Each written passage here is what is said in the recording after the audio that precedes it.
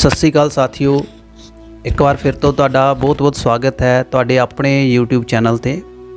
अज दा जो साडा टॉक शो है इहदे विच मैं तुहानूं एक ऐसे व्यक्ति दे नाल इंट्रोड्यूस करवावांगा जो कि एक बहुपक्षी प्रतिभा दे मालिक ने ते जो पंजाबी माँ बोली दी काफ़ी लंबे समय तो तय दिलों सेवा कर रहे ने, एक ड्यूटी निभा रहे ने। तो माँ बोली के बारे मैं थोड़ी जी गल कराँगा भी माँ बोली जो होंदी है वो माँ दे वर्गी ही होंदी है। जिद्दां बच्चा बड़ा होंदा है, माँ लाड़ लड़ांदी है बचपन तो सारी जिंदगी जो बच्चा होंदा है माँ नूं बच्चा ही लगता है। तो पंजाबी माँ बोली जो है ਜਾਂ कोई होर भी माँ बोली की गल करिए, जिन्नियां भी साडियां खेतरी भाषावां ने वो हरेक व्यक्ति की अपनी माँ बोली ही होंदी है। पर जो साडी माँ बोली है पंजाबी, असी पंजाबी हाँ तो पंजाबी माँ बोली के उत्ते ही मैं गल कराँगा। मैं भी पंजाबी विच ही जम्मिया पलिया विचरिया हाँ। तो माँ बोली जो होंदी है वो बच्चे नूं जिंदगी दे हर कदम ते चलना तुरना फिरना विचरना सिखाती है। वो बच्चे की उंगल फड़ के चलती है तो बच्चा कदे भी अपने राह तो भटकदा नहीं है, जो कि अपनी माँ नूं याद रखता है।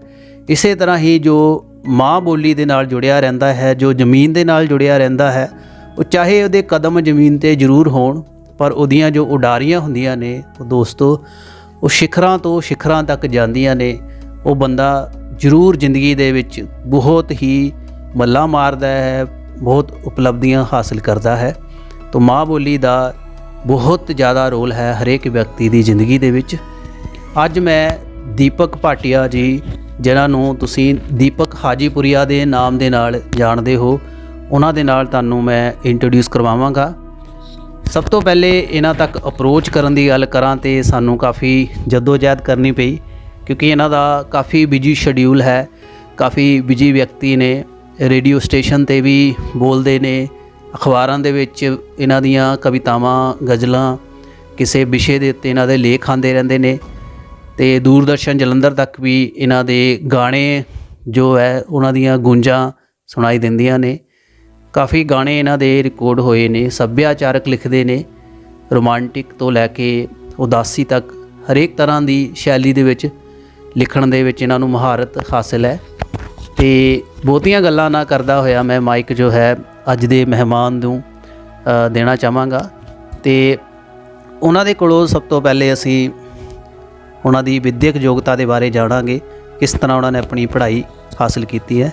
दीपक जी तुहाडा बहुत बहुत स्वागत है अज दे शो दे विच। तू रब ते रख यकीन सब सुख वरत रिहा, ओ दुखियां दा दीन सब सुख वरत रिहा।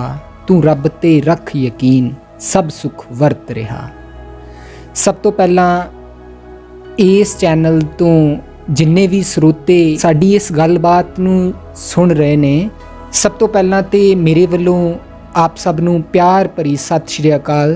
ते प्रदीप सर होना दा बहुत बहुत धन्नवाद करदा हाँ, जिन्हां ने अपने इस चैनल दे उत्ते मैनू बोलण दा मौका दिता। ते मेरे लिए खुशी की गल ये है कि मैं इन्ने ਸਰੋਤਿਆਂ ਦੇ ਵਿੱਚ जो प्रदीप सर होना दे नाल गलबात दे विच आप सब दे सामने हाजिर होया आ। ते उन्हां तो माफ़ी भी मंगदा आ कि उन्हां नूं मेरे तक पहुँचण दे लई जिहड़ी जद्दोजहद करनी पई उस लई मैं माफ़ी भी मंगदा आ। ते दूजी गल रही गल विद्यक योग्यता दी, ते मैं MA BEd कंप्लीट कर चुका हाँ। तो इस दे नाल नाल मैं बतौर पंजाबी अध्यापक जो पढ़ा रहा हाँ स्कूल दे विच। ते उस तो बाद जेकर अपनी पढ़ाई की गल की जावे तो मैं इस तो पहला मेरा पंजाबी दे विच इन्ना ज़्यादा रुझान नहीं सी, ਤੇ ਗ੍ਰੈਜੂਏਸ਼ਨ ਤੋਂ ਬਾਅਦ ਜਦੋਂ ਮੈਂ ਬੀਐਡ ਕਰਦਾ ਆ, ਬੀਐਡ ਤੋਂ ਬਾਅਦ ਬੀਐਡ ਕਰਨ ਤੱਕ ਮੇਰਾ ਪੰਜਾਬੀ ਦੇ ਵਿੱਚ ਰੁਝਾਨ ਨਹੀਂ ਸੀ, ਕਿਉਂਕਿ ਮੈਂ ਪੋਲੀਟੀਕਲ ਸਾਇੰਸ ਨੂੰ ਅੱਗੇ ਲੈ ਕੇ ਜਾਣਾ ਚਾਹੁੰਦਾ ਸੀ। ਪਰ ਬੀਐਡ ਕਰਨ ਤੋਂ ਬਾਅਦ ਕੁਝ ਸ਼ਖਸੀਅਤਾਂ ਮੇਰੇ ਨਾਲ ਇਸ ਤਰ੍ਹਾਂ ਦੀਆਂ ਜੁੜਦੀਆਂ ਨੇ ਤੇ ਮੈਂ ਜੋ ਹੈ ਉਹ ਮਾਸਟਰਸ ਜਿਹੜੀ ਐਮਏ ਆ ਪੰਜਾਬੀ ਦੀ ਕਰਨ ਬਾਰੇ ਸੋਚਣ ਲੱਗਦਾ ਹਾਂ। ਤੇ ਐਮਏ ਪੰਜਾਬੀ ਨੂੰ ਜਦੋਂ ਮੈਂ ਪੂਰੀ ਕਰਦਾ ਹਾਂ, ਉਸ ਤੋਂ ਬਾਅਦ ਮੇਰਾ ਲਿਟਰੇਚਰ ਦੇ ਨਾਲ ਬਹੁਤ ਜ਼ਿਆਦਾ ਲਗਾਵ ਪੈ ਜਾਂਦਾ ਹੈ ਤੇ ਜਿਹੜੀਆਂ ਕਿਤਾਬਾਂ ਆ ਉਹ ਮੈਨੂੰ ਆਪਣੇ ਨਾਲ ਕਿਵੇਂ ਤੋਰਨਾ ਆ ਇਸ ਗੱਲ ਲਈ ਪ੍ਰੇਰਿਤ ਕਰਨ ਲੱਗ ਪੈਂਦੀਆਂ ਨੇ। ਜੀ ਸਰ। ਬਹੁਤ ਬਹੁਤ ਧੰਨਵਾਦ ਸਰ।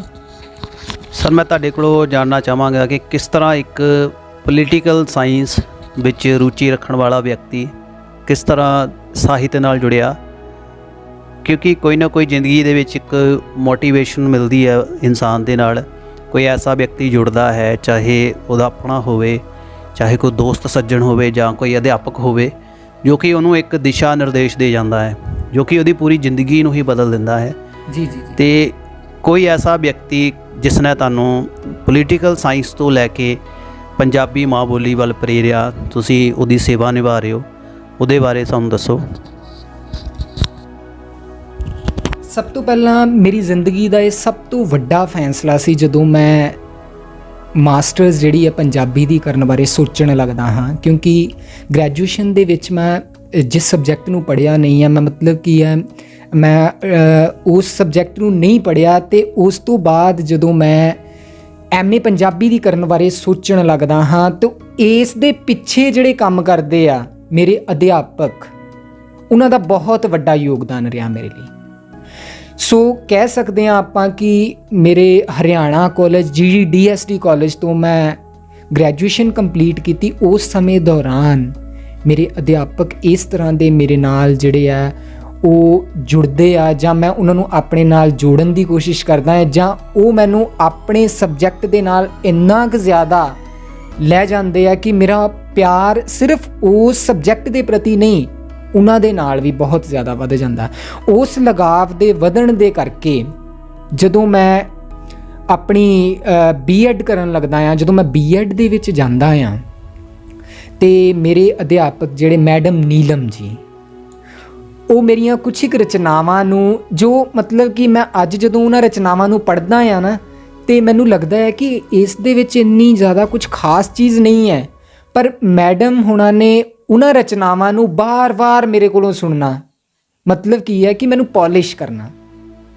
ਤੇ ਇਹ ਮਤਲਬ ਕਿ ਮੈਂ ਇੰਨਾ ਜ਼ਿਆਦਾ ਵਧੀਆ ਨਹੀਂ ਲਿਖਦਾ, ਪਰ ਉਹ ਕਹਿੰਦੇ ਆ ਕਿ ਤੂੰ ਬਹੁਤ ਵਧੀਆ ਲਿਖਦਾ ਆ, ਆਪਣੀ ਇਸ ਕਲਮ ਨੂੰ ਰੋਕਣਾ ਨਹੀਂ ਹੈ, ਇਸ ਤੋਂ ਅੱਗੇ ਲੈ ਕੇ ਜਾਣਾ ਆ।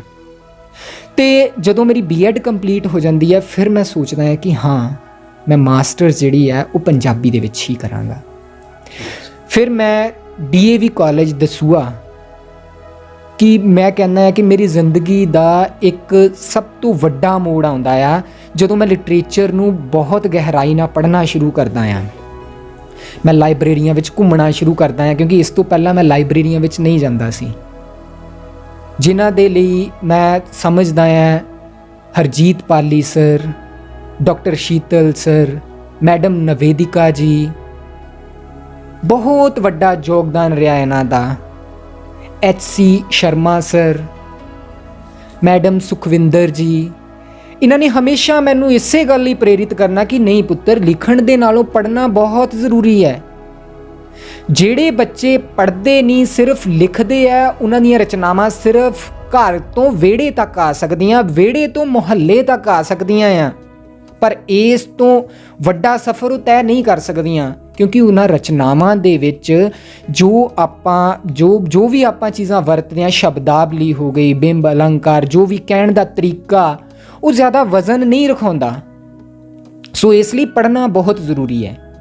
ਸੋ ਇਸ ਲਈ ਮੈਂ ਕਹਿੰਦਾ ਹਾਂ ਕਿ ਗ੍ਰੈਜੂਏਸ਼ਨ ਤੋਂ ਲੈ ਕੇ ਮਾਸਟਰਸ ਤੱਕ ਮੇਰੇ ਨਾਲ ਮੇਰੇ ਅਧਿਆਪਕ, ਮੈਂ ਖੁਦ ਨੂੰ ਭਾਗਾਂ ਵਾਲਾ ਵੀ ਸਮਝਦਾ ਹਾਂ ਕਿ ਮੇਰੇ ਅਧਿਆਪਕ ਮੇਰੇ ਨਾਲ ਇਸ ਤਰ੍ਹਾਂ ਖੜੇ ਰਹੇ ਕਿ ਜਿਵੇਂ ਅੱਜ ਕੱਲ੍ਹ ਦੋਸਤ ਵੀ ਨਹੀਂ ਖੜੇ ਹੁੰਦੇ।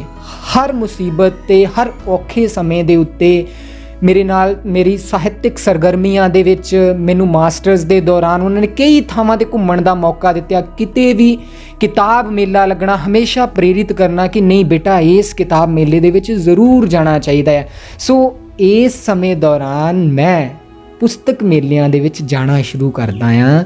ਸੋ ਮੇਰੇ ਇਹਨਾਂ ਅਧਿਆਪਕਾਂ ਦਾ ਬਹੁਤ ਵੱਡਾ ਯੋਗਦਾਨ ਰਿਹਾ ਹੈ ਜੀ। ਧੰਨਵਾਦ ਸਰ। ਅੱਜ ਦਾ ਜੋ ਇੱਕ ਮਤਲਬ ਪ੍ਰਸਤੀ ਵਾਲਾ ਜੋ ਦੌਰ ਹੈ, ਇਹਦੇ ਵਿੱਚ ਵਿਅਕਤੀ ਆਪਣਾ ਮਤਲਬ ਕੱਢਦਾ ਹੈ ਅਤੇ ਦੂਸਰੇ ਨੂੰ ਭੁੱਲ ਜਾਂਦਾ ਹੈ। ਅਤੇ ਅਧਿਆਪਕ ਦਾ ਜ਼ਿੰਦਗੀ ਦੇ ਵਿੱਚ ਬਹੁਤ ਹੀ ਇੱਕ ਅਣਮੁੱਲਾ ਰੋਲ ਹੁੰਦਾ ਹੈ। ਅਧਿਆਪਕ ਹੀ ਵਿਅਕਤੀ ਨੂੰ ਜੋ ਫਰਸ਼ ਤੋਂ ਅਰਸ਼ ਤੱਕ ਲਿਜਾਣ ਦੀ ਜੋ ਪ੍ਰਤਿਭਾ ਰੱਖਦਾ ਹੈ। ਅਤੇ ਤੁਸੀਂ ਆਪਣੇ ਜੋ ਅਧਿਆਪਕਾਂ ਦਾ ਅੱਜ ਨਾਮ ਲਿਆ ਹੈ, ਉਹਨਾਂ ਨੂੰ ਜੋ ਤੁਸੀਂ ਮਾਣ ਦਿੱਤਾ ਹੈ, ਇਹਦੇ ਲਈ ਤੁਹਾਨੂੰ ਮੈਂ ਸਲੂਟ ਕਰਦਾ ਹਾਂ ਕਿ ਤੁਸੀਂ ਇਸ ਤਰ੍ਹਾਂ ਦੀ ਸੋਚ ਰੱਖਦੇ ਹੋ ਕਿ ਅਧਿਆਪਕਾਂ ਨੂੰ ਜ਼ਰੂਰ ਤੁਸੀਂ ਯਾਦ ਰੱਖਿਆ ਹੈ ਅਤੇ ਤੁਹਾਡੇ ਅਧਿਆਪਕਾਂ ਨੂੰ ਵੀ ਤੁਹਾਡੇ ਉੱਤੇ ਬਹੁਤ ਮਾਣ ਹੋ ਰਿਹਾ ਹੋਵੇਗਾ ਇਹ ਵੀਡੀਓ ਦੇਖ ਕੇ ਕਿ ਸਾਡਾ ਪੜ੍ਹਾਇਆ ਹੋਇਆ ਬੱਚਾ ਅੱਜ ਇਸ ਮੋੜ 'ਤੇ ਹੈ, ਇਸ ਮੁਕਾਮ 'ਤੇ ਹੈ ਕਿ ਸਾਡੇ ਬਾਰੇ ਬੋਲ ਰਿਹਾ ਹੈ। ਉਹ ਵੀ ਤੁਹਾਡੇ 'ਤੇ ਬਹੁਤ ਮਾਣ ਮਹਿਸੂਸ ਕਰ ਰਹੇ ਹੋਣਗੇ। ਧੰਨਵਾਦ ਸਰ। ਦੀਪਕ ਜੀ, ਹੁਣ ਮੈਂ ਤੁਹਾਨੂੰ ਪੰਜਾਬੀ ਮਾਂ ਬੋਲੀ ਦੇ ਬਾਰੇ ਕੁਝ ਪ੍ਰਸ਼ਨ ਪੁੱਛਾਂਗਾ ਕਿ ਪੰਜਾਬੀ ਮਾਂ ਬੋਲੀ ਦਾ ਅੱਜ ਦੇ ਸਮੇਂ ਦੇ ਵਿੱਚ ਅਤੇ ਪੁਰਾਣੇ ਸਮੇਂ ਦੇ ਵਿੱਚ ਕਿਸ ਤਰ੍ਹਾਂ ਤੁਸੀਂ ਇਹਨੂੰ ਦੇਖਦੇ ਹੋ?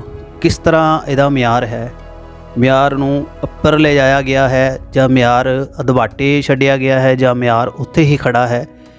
ਕਿਉਂਕਿ ਕਈ ਮੈਂ ਅੱਜ ਤੱਕ ਫਿਲਮਾਂ ਦੇਖਦਾ ਜੋ ਇੱਕ ਸਮਾਜਿਕ ਮੁੱਦਿਆਂ 'ਤੇ ਬਣੀਆਂ ਹੁੰਦੀਆਂ ਨੇ। ਐਸੀ ਮੂਵੀਜ਼ ਵੀ ਜਿਸ ਤਰ੍ਹਾਂ ਤੁਸੀਂ ਦੇਖੀ ਹੋਣੀ ਹੈ, ਹਿੰਦੀ ਮੀਡੀਅਮ ਮੂਵੀ ਦੇਖੀ ਹੋਏਗੀ ਜਾਂ ਪੰਜਾਬੀ ਦੇ ਵਿੱਚ ਵੀ ਹੁਣ ਇੱਦਾਂ ਦੀਆਂ ਫਿਲਮਾਂ ਬਣਨ ਲੱਗ ਪਈਆਂ ਨੇ ਜਿਸ 'ਚ ਮਾਂ ਬੋਲੀ ਦੇ ਨਾਲ ਕੁਛ ਪ੍ਰੇਰਨਾ ਦਿੱਤੀ ਜਾਂਦੀ ਹੈ ਵੀ ਮਾਂ ਬੋਲੀ ਦੀ ਮਹੱਤਤਾ ਹੈ। ਅਤੇ ਉਹਦੇ ਵਿੱਚ ਜੋ ਸਕੂਲਾਂ ਨੂੰ ਦੱਸਿਆ ਜਾਂਦਾ ਹੈ, ਕੌਨਵੈਂਟ ਸਕੂਲ ਹੋ ਗਏ ਜਾਂ ਹੋਰ ਸਕੂਲ, ਉਹਨਾਂ ਦੀ ਸੱਚਾਈ ਦੱਸੀ ਜਾਂਦੀ ਹੈ ਵੀ ਉੱਥੇ ਪੰਜਾਬੀ ਬੋਲਣ ਦੇ ਉੱਤੇ ਵੀ ਪਰ ਬੱਚੇ ਨੂੰ 1500 ਫਾਈਨ ਕੀਤਾ ਜਾਂਦਾ ਹੈ ਵੀ ਤੂੰ ਇਸ ਜਗ੍ਹਾ 'ਤੇ ਪੰਜਾਬੀ ਨਹੀਂ ਬੋਲਣੀ। ਇਸ ਤਰ੍ਹਾਂ ਦਾ ਮਾਹੌਲ ਕਿਉਂ ਹੋ ਰਿਹਾ ਹੈ? ਇਹਦੇ ਬਾਰੇ ਤੁਸੀਂ ਥੋੜ੍ਹਾ ਜਿਹਾ ਆਪਣੇ ਵਿਚਾਰ ਸਰੋਤਿਆਂ ਨੂੰ ਜ਼ਰੂਰ ਦੱਸੋ।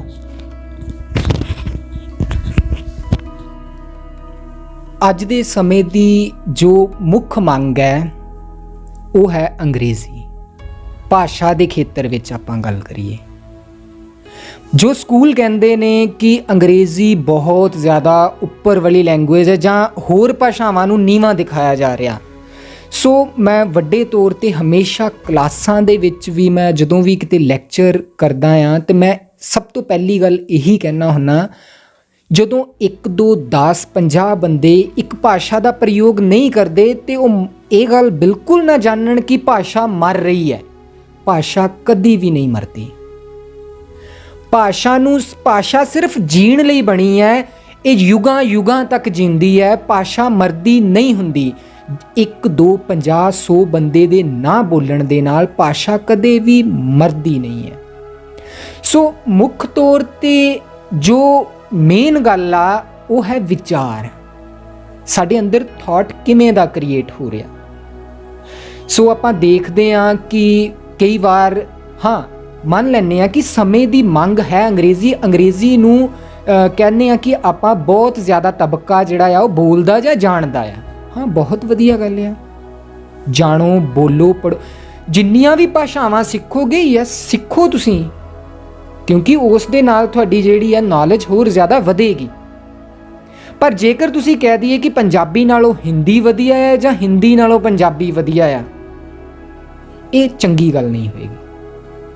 ਤੇ ਗੱਲ ਆਉਂਦੀ ਆ ਮਾਂ ਬੋਲੀ ਦੇ ਉੱਤੇ। ਤੇ ਜਿਹੜੇ ਵਿਅਕਤੀ ਆਪਣੀ ਮਾਂ ਬੋਲੀ ਭੁੱਲ ਜਾਂਦੇ ਆ ਉਹ ਇਤਿਹਾਸ ਦੇ ਵਿੱਚ ਕਦੇ ਵੀ ਆਪਣਾ ਨਾਮ ਸੁਨਹਿਰੇ ਅੱਖਰਾਂ ਵਿੱਚ ਨਹੀਂ ਲਿਖ ਪਾਉਂਦੇ। ਕਿਉਂਕਿ ਸਾਡੇ ਅੰਦਰ ਜਦੋਂ ਸਭ ਤੋਂ ਪਹਿਲਾਂ ਥਾਟ ਕ੍ਰੀਏਟ ਹੁੰਦਾ ਆ, ਸਭ ਤੋਂ ਪਹਿਲਾਂ ਆਉਣ ਵਾਲਾ ਥਾਟ ਜਿਹੜਾ ਹੁੰਦਾ ਆ ਉਹ ਸਾਡੀ ਮਾਂ ਬੋਲੀ ਪੰਜਾਬੀ ਦੇ ਵਿੱਚ ਹੁੰਦਾ ਆ। ਆਪਾਂ ਅੰਗਰੇਜ਼ੀ ਸਕੂਲ ਦੇ ਵਿੱਚ ਦੇਖ ਲਈਏ ਜਾਂ ਅੰਗਰੇਜ਼ੀ ਮੀਡੀਅਮ ਵਾਲੇ ਬੱਚਿਆਂ ਨੂੰ ਦੇਖ ਲਈਏ, ਹੈ ਨਾ, ਉਹਨਾਂ ਨੂੰ ਆਪਾਂ ਇੱਕ ਐਸੇ ਦੇ ਦਿੰਦੇ ਆ ਕਿ ਮਾਈ ਬੈਸਟ ਫਰੈਂਡ ਲਿਖਣਾ ਆ। ਮਦਰ ਟੰਗ ਹੈ ਉਹਦੀ ਪੰਜਾਬੀ। ਜਦੋਂ ਮਾਈ ਬੈਸਟ ਫਰੈਂਡ ਲਿਖੂਗਾ ਤਾਂ ਸਭ ਤੋਂ ਪਹਿਲਾਂ ਉਹਦੇ ਅੰਦਰ ਜਿਹੜਾ ਥਾਟ ਹੋਏਗਾ, ਉਹਦੇ ਅੰਦਰ ਜਿਹੜੀ ਲਾਈਨ ਬਣੇਗੀ ਉਹ ਆਪਣੀ ਮਦਰ ਟੰਗ ਦੇ ਵਿੱਚ ਬਣੇਗੀ। ਪਹਿਲਾ ਥਾਟ ਉਹਦੀ ਦਿਮਾਗ ਦੇ ਵਿੱਚ ਮਾਤ ਭਾਸ਼ਾ ਦੇ ਵਿੱਚ ਹੋਏਗਾ, ਫਿਰ ਉਹ ਟਰਾਂਸਲੇਟ ਇੰਗਲਿਸ਼ ਦੇ ਵਿੱਚ ਹੋਏਗਾ। ਸੋ ਇਸ ਗੱਲ ਤੋਂ ਅੰਦਾਜ਼ਾ ਲਗਾਇਆ ਜਾ ਸਕਦਾ ਹੈ ਕਿ ਮਦਰ ਟੰਗ ਜਿਹੜੀ ਹੈ ਉਹ ਕਿੰਨੀ ਇੰਪੋਰਟੈਂਟ ਹੈ, ਮਾਂ ਬੋਲੀ ਕਿੰਨੀ ਜ਼ਿਆਦਾ ਮਹੱਤਵਪੂਰਨ ਹੈ। ਜੇਕਰ ਸਾਡੀ ਮਾਂ ਬੋਲੀ ਪੱਕੀ ਨਹੀਂ ਹੈ, ਸਟਰੋਂਗ ਨਹੀਂ ਹੈ, ਤਾਂ ਆਟੋਮੈਟਿਕ ਹੀ ਉਸ ਤੋਂ ਆਪਾਂ ਜਦੋਂ ਕਿਸੇ ਭਾਸ਼ਾ ਦੇ ਵਿੱਚ ਆਪਣੇ ਥਾਟ ਨੂੰ ਟਰਾਂਸਲੇਟ ਕਰਨਾ ਆ, ਅੰਡਰਸਟੂਡ ਹੈ, ਉਹ ਕਦੀ ਵੀ ਵਧੀਆ ਨਹੀਂ ਹੋਏਗਾ। ਸੋ ਇਸ ਲਈ ਮਾਂ ਬੋਲੀ ਦਾ ਖਾਸ ਮਹੱਤਵ ਹੈ। ਸੋ ਮਤਾ ਇਹ ਗੱਲ ਕਹਿਣੀ ਕਿ ਨਹੀਂ ਅੰਗਰੇਜ਼ੀ ਬਹੁਤ ਵਧੀਆ ਹੈ, ਜਾਂ ਇਹ ਗੱਲ ਕਹਿ ਦੇਣੀ ਕਿ ਨਹੀਂ ਅੰਗਰੇਜ਼ੀ ਬਿਲਕੁਲ ਵਧੀਆ ਨਹੀਂ ਹੈ, ਇਹ ਦੋਵੇਂ ਗੱਲਾਂ ਹਾਸੇ ਵਾਲੀਆਂ ਨੇ। ਅੰਗਰੇਜ਼ੀ ਦੀ ਹਰ ਭਾਸ਼ਾ ਦੀ ਆਪਣੀ ਥਾਂ ਹੈ। ਹੁਣ ਮੰਨ ਲੈਂਦੇ ਆ 4 ਮਤਲਬ ਕਿ ਵਿਅਕਤੀ ਖੜੇ ਆ ਜਿਨ੍ਹਾਂ ਦੇ ਕੋਲ ਅੰਗਰੇਜ਼ੀ ਭਾਸ਼ਾ ਨਹੀਂ ਹੈ। ਅਸੀਂ ਪੜ੍ਹੇ ਲਿਖੇ ਆ, ਅਸੀਂ ਉਹਨਾਂ ਨਾਲ ਗੱਲ ਕਰਨੀ ਚਾਹੁੰਦੇ ਆ, ਪਰ ਸਾਨੂੰ ਸਾਡੀ ਮਦਰ ਟੰਗ ਅਸੀਂ ਭੁੱਲ ਚੁੱਕੇ ਆ। ਅਸੀਂ ਕਿਵੇਂ ਉਹਨਾਂ ਨਾਲ ਗੱਲਬਾਤ ਕਰਾਂਗੇ? ਆਪਣੇ ਵਿਚਾਰਾਂ ਨੂੰ ਜਾਂ ਉਹਨਾਂ ਦੇ ਵਿਚਾਰਾਂ ਨੂੰ ਕਿਵੇਂ ਲਵਾਂਗੇ? ਆਪਾਂ ਉਹਨਾਂ ਦੇ ਤਜਰਬਿਆਂ ਨੂੰ ਆਪਾਂ ਕਿਵੇਂ ਗ੍ਰਹਿਣ ਕਰਾਂਗੇ? ਸੋ ਇਸ ਲਈ ਜਿਹੜੀ ਭਾਸ਼ਾ ਤੇ ਸਾਨੂੰ ਆਉਂਦੀ ਆ, ਅਸੀਂ ਉਸ ਨੂੰ ਛੱਡ ਕੇ ਦੂਜੀ ਭਾਸ਼ਾ ਸਿੱਖਣਾ ਇਹ ਗਲਤ ਹੋਏਗਾ। ਜਿਹੜੀ ਭਾਸ਼ਾ ਪੰਜਾਬੀ ਸਾਨੂੰ ਆਉਂਦੀ ਆ ਦੀ ਬੈਸਟ ਹੈ, ਉਸ ਦੇ ਨਾਲ ਆਪਾਂ ਅੰਗਰੇਜ਼ੀ ਵੀ ਸਿੱਖਣੀ ਚਾਹੀਦੀ ਹੈ, ਸਾਨੂੰ ਸੰਸਕ੍ਰਿਤ ਵੀ ਸਿੱਖਣੀ ਚਾਹੀਦੀ ਹੈ, ਸਾਨੂੰ ਇਸ ਦੇ ਨਾਲ ਨਾਲ ਹਿੰਦੀ, ਜਿੰਨੀਆਂ ਵੀ ਭਾਸ਼ਾਵਾਂ ਸਿੱਖ ਹੋਣ ਉਨੀਆਂ ਹੀ ਸਿੱਖਣੀਆਂ ਚਾਹੀਦੀਆਂ। ਪਰ ਹਾਂ, ਇਹ ਨਹੀਂ ਕਹਿਣਾ ਚਾਹੀਦਾ ਕਿ ਅਸੀਂ ਹਿੰਦੀ ਭਾਸ਼ਾ ਨਹੀਂ ਵਰਤਣੀ।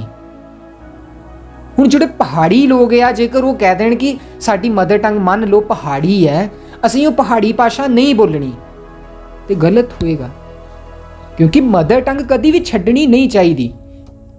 ਤੇ ਆਪਾਂ ਦੇਖਦੇ ਹਾਂ ਕਿ ਆਪਾਂ ਜਿਹੜੇ ਵਿਸ਼ਵ ਦੇ ਵਿੱਚੋਂ 100 ਜਿਹੇ ਵਿਅਕਤੀਆਂ ਨੂੰ ਚੁੱਕੀਏ ਜਿਨ੍ਹਾਂ ਨੇ ਇਤਿਹਾਸ ਰਚਿਆ ਵਿਸ਼ਵ ਲੈਵਲ ਤੇ ਉਹਨਾਂ ਦੇ ਵਿੱਚੋਂ 97 ਵਿਅਕਤੀ ਅਜਿਹੇ ਹੋਣਗੇ ਜਿਨ੍ਹਾਂ ਨੇ ਮਾਤ ਭਾਸ਼ਾ ਦੇ ਨਾਲ ਜੁੜ ਕੇ ਇਤਿਹਾਸ ਰਚਿਆ ਹੈ। ਤੇ ਅਸੀਂ ਕਿਵੇਂ ਕਹਿ ਸਕਦੇ ਹਾਂ ਕਿ ਮਾਤ ਭਾਸ਼ਾ ਮਾੜੀ ਹੈ? ਹੁਣ ਆਪਾਂ ਇੱਕ ਉਦਾਹਰਨ ਹੋਰ ਲੈਂਦੇ ਹਾਂ ਰਵਿੰਦਰਨਾਥ ਟੈਗੋਰ ਜੀ ਦੀ। ਜੇਕਰ ਉਹ ਕਹਿ ਦਿੰਦੇ ਕਿ ਮਾਤ ਭਾਸ਼ਾ ਬੰਗਾਲੀ ਭਾਸ਼ਾ ਨੂੰ ਤਾਂ ਕੋਈ ਜਾਣਦਾ ਹੀ ਨਹੀਂ ਹੈ ਨਾ, ਜੇਕਰ ਉਹ ਇਹ ਗੱਲ ਕਹਿੰਦੇ ਹੁੰਦੇ ਕਿ ਇਸ ਭਾਸ਼ਾ ਨੂੰ ਕੋਈ ਜਾਣਦਾ ਨਹੀਂ, ਮੈਂ ਸਿਰਫ ਅੰਗਰੇਜ਼ੀ ਭਾਸ਼ਾ ਨੂੰ ਲੈ ਕੇ ਜਾਣਾ ਅੱਗੇ, ਕਿ ਉਹ ਵਿਸ਼ਵ ਲੈਵਲ ਦੇ ਉੱਤੇ ਪਹੁੰਚ ਸਕਦੇ ਸੀ? ਹੁਣ ਉਹਨਾਂ ਨੇ ਗੀਤਾਂਜਲੀ ਕਿਤਾਬ ਜਿਹੜੀ ਹੈ ਰਚੀ ਹੈ, ਕਿਤਾਬ ਨੂੰ ਅਵਾਰਡ ਮਿਲ ਜਾਂਦਾ ਹੈ, ਕਿਹਦੀ ਦੇਣ ਹੈ? ਮਾਤ ਭਾਸ਼ਾ ਦੀ। ਸੋ ਇਹ ਗੱਲ ਕਹਿਣੀ ਕਿ ਭਾਸ਼ਾ ਦਾ ਮਿਆਰ ਥੱਲੇ ਨੂੰ ਆ ਰਿਹਾ ਹੈ ਜਾਂ ਡਿੱਗ ਰਿਹਾ ਹੈ, ਇਹ ਬਿਲਕੁਲ ਗਲਤ ਹੋਏਗਾ। ਕਿ ਭਾਸ਼ਾ ਹਮੇਸ਼ਾ ਉੱਪਰ ਨੂੰ ਹੀ ਉੱਠਦੀ ਹੈ। ਹਾਂ, ਇਹ ਹੋ ਸਕਦਾ ਹੈ ਕਿ ਬਹੁਤ ਜ਼ਿਆਦਾ ਤਬਕਾ ਜਿਹੜਾ ਇਸ ਭਾਸ਼ਾ ਨੂੰ ਮਾੜਾ ਹੀ ਕਹਿ ਰਿਹਾ ਹੈ, ਜਾਂ ਇਸ ਭਾਸ਼ਾ ਨੂੰ ਕਹਿ ਰਿਹਾ ਹੈ ਕਿ ਨਹੀਂ ਇਹ ਭਾਸ਼ਾ ਚੰਗੀ ਨਹੀਂ ਹੈ, ਇਹ ਗਲਤ ਹੋਏਗਾ। ਸੋ ਸਾਨੂੰ ਆਪਣੀ ਮਦਰ ਟੰਗ ਨੂੰ ਕਦੀ ਵੀ ਭੁੱਲਣਾ ਨਹੀਂ ਚਾਹੀਦਾ, ਕਿਉਂਕਿ ਮਦਰ ਟੰਗ ਜਿਹੜੀ ਆ ਉਹ ਸਾਡੇ ਅੰਦਰ ਥਾਟ ਕ੍ਰੀਏਟ ਕਰੇਗੀ, ਸਾਡੇ ਅੰਦਰ ਇੱਕ ਵਧੀਆ ਵਿਚਾਰ ਲੈ ਕੇ ਆਊਗੀ। ਜਦੋਂ ਸਾਡੇ ਅੰਦਰ ਵਿਚਾਰ ਕ੍ਰੀਏਟ ਹੋਏਗਾ, ਸਾਡੇ ਅੰਦਰ ਵਿਚਾਰ ਆਏਗਾ, ਅਸੀਂ ਉਸ ਵਿਚਾਰ ਦੇ ਉੱਤੇ ਆਪਣੀ ਪ੍ਰਤੀਕਿਰਿਆ ਤਾਂ ਹੀ ਦੇਵਾਂਗੇ। ਸੋ ਇਸ ਲਈ ਭਾਸ਼ਾ ਨਹੀਂ ਮਾੜੀ ਹੁੰਦੀ, ਭਾਸ਼ਾ ਕੋਈ ਵੀ ਮਾੜੀ ਨਹੀਂ ਹੈ। ਸਾਨੂੰ ਆਪਣੇ ਅੰਦਰ ਵੱਲ ਵੇਖਣ ਦੀ ਜ਼ਰੂਰਤ ਆ। ਜੀ ਸਰ, ਬਹੁਤ ਬਹੁਤ ਧੰਨਵਾਦ ਸਰ। ਬਹੁਤ ਹੀ ਗੂੜੇ ਵਿਚਾਰ ਇਸ ਪ੍ਰਸ਼ਨ ਦੇ ਉੱਤੇ ਤੁਸੀਂ ਰੱਖੇ ਨੇ। ਉਮੀਦ ਕਰਦਾ ਹਾਂ ਕਿ ਸਰੋਤੇ ਇਹ ਤੋਂ ਜ਼ਰੂਰ ਪ੍ਰੇਰਨਾ ਲੈਣਗੇ। ਸਰ, ਮੈਂ ਹੁਣ ਤੁਹਾਡੇ ਤੋਂ ਇਹ ਪੁੱਛਣਾ ਚਾਹਾਂਗਾ ਕਿ ਅਸੀਂ ਮਾਂ ਬੋਲੀ ਜੋ ਹੈ ਪੰਜਾਬੀ ਮਾਂ ਬੋਲੀ, ਉਹਦੀ ਬੱਚਿਆਂ ਦੇ ਵਿੱਚ ਕਿਸ ਤਰ੍ਹਾਂ ਰੁਚੀ ਪੈਦਾ ਕਰ ਸਕਦੇ ਹਾਂ? ਜੇ ਅਸੀਂ ਪ੍ਰੀ ਪ੍ਰਾਇਮਰੀ ਲੈਵਲ ਤੋਂ ਨਰਸਰੀ ਲੈਵਲ ਤੋਂ ਦੇਖੀਏ, ਸਾਡੇ ਸਕੂਲਾਂ ਦਾ ਜੋ ਸਿਸਟਮ ਹੈ ਇਹਦੇ ਵਿੱਚ ਵੀ ਹੁਣ ਅੰਗਰੇਜ਼ੀ ਮੀਡੀਅਮ ਆ ਗਿਆ ਹੈ। ਸ਼ੁਰੂ ਤੋਂ ਹੀ ABC ਸਿਖਾਈ ਜਾਂਦੀ ਹੈ ਅਤੇ ਨੋ ਡਾਊਟ ਉਹਦੇ ਵਿੱਚ ਪੰਜਾਬੀ ਵੀ ਸਿਖਾਈ ਜਾਂਦੀ ਹੈ। ਬਟ ਜੇ ਅਸੀਂ ਪੇਰੈਂਟਸ ਦੀ ਗੱਲ ਕਰੀਏ, ਮਾਂ ਬਾਪ ਦੀ ਗੱਲ ਕਰੀਏ, ਤਾਂ ਉਹ ਇਹੀ ਸੋਚਦੇ ਨੇ ਕਿ ਸਾਡਾ ਬੱਚਾ ਜੋ ਹੈ ਊੜਾ ਆੜਾ ਨਹੀਂ ਆਉਂਦਾ, ਕੋਈ ਗੱਲ ਨਹੀਂ, ABC ਜ਼ਰੂਰ ਆਉਣੀ ਚਾਹੀਦੀ ਹੈ। ਮਤਲਬ ਪਿੱਛੇ ਕਿਉਂ ਰੱਖਿਆ ਜਾ ਰਿਹਾ ਹੈ? ਹਾਂ, ਤੁਸੀਂ ਦੱਸਿਆ ਕਿ ਹਾਂ ਉਹਦੀ ਡਿਮਾਂਡ ਜ਼ਿਆਦਾ ਹੈ ਅੰਗਰੇਜ਼ੀ ਦੀ, ਇੱਕ ਇੰਟਰਨੈਸ਼ਨਲ ਲੈਵਲ 'ਤੇ ਬੰਦਾ ਗੱਲ ਕਰਦਾ ਹੈ, ਅਤੇ ਅਸੀਂ ਤੁਸੀਂ ਇਹ ਦੱਸੋ ਕਿ ਕਿਸ ਤਰ੍ਹਾਂ ਅਸੀਂ ਸਰੋਤਿਆਂ ਨੂੰ ਇਹ ਸਮਝਾ ਸਕਦੇ ਹਾਂ, ਜਾਂ ਕਈ ਪੇਰੈਂਟਸ ਵੀ ਇਹ ਵੀਡੀਓ ਦੇਖ ਰਹੇ ਹੋਣਗੇ, ਵੀ ਬੱਚਿਆਂ ਦੇ ਵਿੱਚ ਪੰਜਾਬੀ ਮਾਂ ਬੋਲੀ ਦੇ ਨਾਲ ਰੁਚੀ ਕਿਸ ਤਰ੍ਹਾਂ ਪੈਦਾ ਹੋਵੇ। ਇਹ ਕੁਛ ਉਹਨਾਂ ਨੂੰ ਜ਼ਰੂਰ ਦੱਸੋ। ਬਹੁਤ ਵਧੀਆ ਪ੍ਰਸ਼ਨ ਹੈ ਜਿਹੜਾ ਸਰ ਇਹ।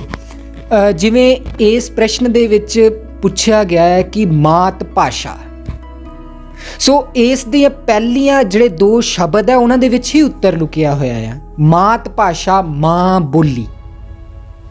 ਮਾਂ ਬੋਲੀ, ਮਾਂ ਮਤਲਬ ਕੀ ਹੈ? ਇਸ ਲਈ ਮਾਂ ਤੇ ਬਾਪ ਨੂੰ ਜ਼ਿਆਦਾ ਕਿਰਿਆਸ਼ੀਲ ਰਹਿਣਾ ਪਏਗਾ।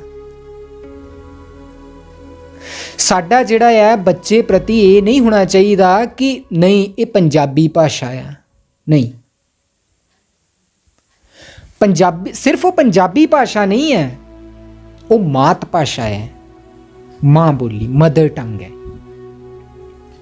ਸੋ ਆਪਾਂ ਜ਼ਿਆਦਾ ਦੇਖਦੇ ਹਾਂ ਕਿ ਮਾਂ-ਬਾਪ ਕੀ ਕਰਦੇ ਆ, ਬੱਚਿਆਂ ਦੇ ਨਾਲ ਅੰਗਰੇਜ਼ੀ ਵਿੱਚ ਗੱਲ ਕਰਦੇ ਆ, ਹਿੰਦੀ ਵਿੱਚ ਗੱਲ ਕਰਦੇ ਆ, ਜਿਹੜੀ ਬੜੀ ਨਿੰਦਣਯੋਗ ਆ।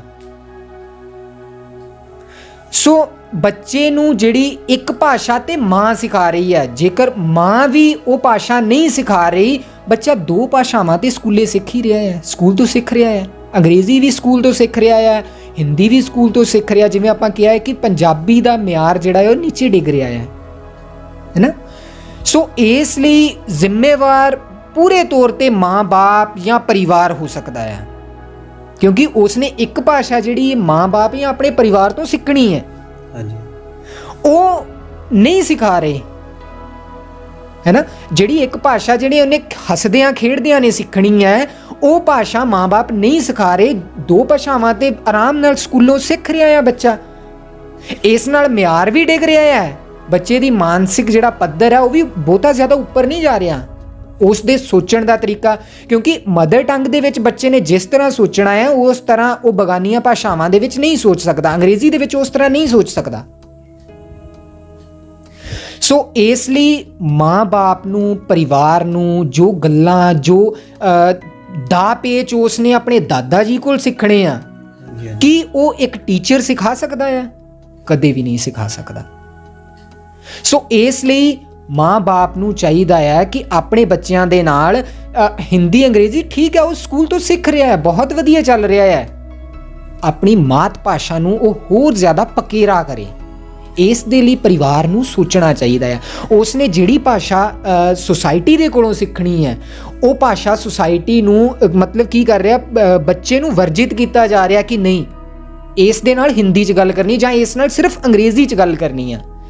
So it's a very bad, ਇਹ ਬਹੁਤ ਗਲਤ ਗੱਲ ਆ। ਤੁਸੀਂ ਸੁਸਾਇਟੀ ਨੂੰ ਕਿਵੇਂ ਕਹਿ ਸਕਦੇ ਹੋ ਕਿ ਨਹੀਂ ਇਸ ਨਾਲ ਇਸ, ਹੁਣ ਸੁਸਾਇਟੀ ਹੈ, ਸੁਸਾਇਟੀ ਆਪਣਾ ਦੇਖੇਗੀ ਉਸਨੇ ਕਿਹੜੀ ਭਾਸ਼ਾ ਦੇ ਵਿੱਚ ਇੱਕ ਬੱਚੇ ਨਾਲ ਗੱਲ ਕਰਨੀ ਹੈ। ਤੁਸੀਂ ਇਹ ਕਿਵੇਂ ਕਹਿ ਸਕਦੇ ਹੋ, ਉਸ ਤੇ ਬੰਦਿਸ਼ ਲਗਾ ਰਹੇ ਹੋ ਕਿ ਨਹੀਂ ਇਸ ਨਾਲ ਅੰਗਰੇਜ਼ੀ ਜਾਂ ਇਸ ਨਾਲ ਹਿੰਦੀ ਵਿੱਚ ਹੀ ਗੱਲ ਕਰਨੀ ਹੈ। ਸੋ ਇਸ ਲਈ ਪੂਰੇ ਤੌਰ ਤੇ ਪਰਿਵਾਰ ਦੀ ਜ਼ਿੰਮੇਵਾਰੀ ਹੁੰਦੀ ਹੈ ਕਿ ਮਾਤ ਭਾਸ਼ਾ ਨੂੰ ਕਿਵੇਂ ਪਕੇਰਾ ਬਣਾਉਣਾ ਆ, ਪੱਕਾ ਕਿਵੇਂ ਕਰਨਾ ਆ। ਜਦੋਂ ਉਸ ਨੂੰ ਘਰ ਦੇ ਵਿੱਚ ਇਹ ਚੀਜ਼ਾਂ ਮਿਲਣ ਲੱਗ ਪੈਣਗੀਆਂ ਤੇ ਆਟੋਮੈਟਿਕ ਅੰਡਰਸਟੂਡ ਹੈ ਕਿ ਜਿਹੜੀ ਸਾਡੀ ਨਰਸਰੀ ਲੈਵਲ ਤੋਂ ਭਾਸ਼ਾ ਜਿਹੜੀ ਹੈ ਮਾਤ ਭਾਸ਼ਾ ਆ, ਉੱਪਰ ਨੂੰ ਉੱਠਣੀ ਸ਼ੁਰੂ ਹੋ ਜਾਏਗੀ ਜੀ।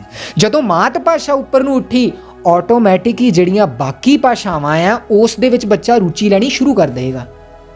ਹੁਣ ਮਾਤ ਭਾਸ਼ਾ ਦੇ ਵਿੱਚ ਸੁੱਤੇ ਸਿੱਧ ਬੱਚਾ ਕਿੰਨੇ ਲਫ਼ਜ਼ ਜਿਹੜੇ ਆ ਉਹ ਸਿੱਖ ਜਾਂਦਾ ਆ। ਜਦੋਂ ਉਹ ਲਫ਼ਜ਼ ਬਣਤਰ ਨੂੰ ਜਾਂ ਅੱਖਰ ਬਣਤਰ ਨੂੰ, ਸ਼ਬਦ ਬਣਤਰ ਨੂੰ ਸਮਝਣਾ ਸਿੱਖਣਾ ਸ਼ੁਰੂ ਕਰ ਦਿੰਦਾ ਹੈ ਤੇ ਉਹ ਹੌਲੀ ਹੌਲੀ ਉਸ ਨੂੰ ਦੂਜੀਆਂ ਭਾਸ਼ਾਵਾਂ ਦੇ ਵਿੱਚ ਵੀ ਢਾਲਣਾ ਸ਼ੁਰੂ ਕਰਦਾ ਹੈ। ਸ਼ਬਦ ਭੰਡਾਰ ਇੱਕ ਭਾਸ਼ਾ ਦੇ ਵਿੱਚ ਉਹਦੇ ਕੋਲ ਜਿੰਨਾ ਹੋਏਗਾ, ਦੂਜੀ ਭਾਸ਼ਾ ਵਿੱਚ ਵੀ ਤੇ ਹੋਣਾ ਚਾਹੀਦਾ ਹੈ ਨਾ। ਸੋ ਜੇਕਰ ਇਹ ਨਹੀਂ ਹੈ ਤਾਂ ਇਸ ਦੇ ਲਈ ਜ਼ਿੰਮੇਵਾਰ ਸਿੱਧੇ ਤੌਰ ਤੇ ਮਾਤਾ ਪਿਤਾ ਹੀ ਹੁੰਦੇ ਆ ਜੀ। ਧੰਨਵਾਦ ਸਰ। ਸਰ ਤੁਹਾਡੀਆਂ ਕਵਿਤਾਵਾਂ, ਤੁਹਾਡੇ ਗੀਤ ਕਾਫੀ ਸੁਣੇ ਨੇ ਤੇ ਸਰੋਤੇ ਵੀ ਹੁਣ ਸੁਣਨ ਦੇ ਚਾਹਵਾਨ ਨੇ ਕਿ ਤੁਸੀਂ ਆਪਣੇ ਦੁਆਰਾ ਲਿਖੀ ਗਈ ਕੋਈ ਕਵਿਤਾ ਜਾਂ ਤੁਕਬੰਦੀ ਨਾਲ ਲਿਖੀ ਹੋਈ ਜਾਂ ਖੁੱਲ੍ਹੀ ਕਵਿਤਾ ਜੋ ਵੀ ਤੁਹਾਨੂੰ ਸਹੀ ਲੱਗੇ ਸਰੋਤਿਆਂ ਨੂੰ ਜ਼ਰੂਰ ਸੁਣਾਓ, ਉਹ ਸੁਣਨ ਦੇ ਚਾਹਵਾਨ ਨੇ। ਜੀ ਜ਼ਰੂਰ ਸਰ। ਮੈਂ ਪਿਛਲੇ ਥੋੜ੍ਹੇ ਸਮੇਂ ਦੇ ਵਿੱਚ ਇੱਕ ਕਵਿਤਾ ਬੋਲੀ ਸੀ ਅਤੇ ਉਹ ਸ਼ਾਇਦ ਤੁਸੀਂ ਵੀ ਸੁਣੀ ਹੋਵੇਗੀ ਜਾਂ ਹੋਰ ਜੋ ਪਾਠਕ ਨੇ ਉਹਨਾਂ ਨੇ ਵੀ ਸੁਣੀ ਹੋਵੇਗੀ, ਜਿਸ ਦੇ ਵਿੱਚ ਮੈਂ ਕਵਿਤਾ ਦਾ ਸਿਰਲੇਖ ਸੀ ਪੰਜਾਬ ਦਾ ਗੀਤ, ਜਿਸ ਵਿੱਚ ਅਧਿਆਪਕ ਦੇ ਦੁਖਾਂਤ ਦੀ ਗੱਲ, ਕਿਉਂਕਿ ਮੈਂ ਅਧਿਆਪਕ ਦੇ ਖਿੱਤੇ ਨਾਲ ਸੰਬੰਧ ਰੱਖਦਾ ਹਾਂ, ਇਸ ਲਈ ਮੈਂ ਅਧਿਆਪਕ ਦੀ ਗੱਲ ਕੀਤੀ ਸੀ ਅਤੇ ਉਸ ਕਵਿਤਾ ਦੀਆਂ ਕੁਝ ਇੱਕ ਸਤਰਾਂ ਮੈਂ ਤੁਹਾਡੇ ਨਾਲ ਸਾਂਝੀਆਂ ਕਰਨੀਆਂ ਚਾਹੁੰਦਾ ਹਾਂ। ਕਵਿਤਾ ਦਾ ਸਿਰਲੇਖ ਹੈ ਜੀ ਪੰਜਾਬ ਦਾ ਗੀਤ। ਮੈਂ ਅਧਿਆਪਕ ਬੋਲਦਾ ਕੰਨ ਖੋਲ ਕੇ ਸੁਣੀ ਪੰਜਾਬ, ਮੈਂ ਅਧਿਆਪਕ ਬੋਲਦਾ ਕੰਨ ਖੋਲ ਕੇ ਸੁਣੀ ਪੰਜਾਬ, ਅੰਨੀ ਹੋ ਗਈ ਵਿੱਦਿਆ ਗੂੰਗੇ ਬੋਲੇ ਖਾਬ। ਸਾਨੂੰ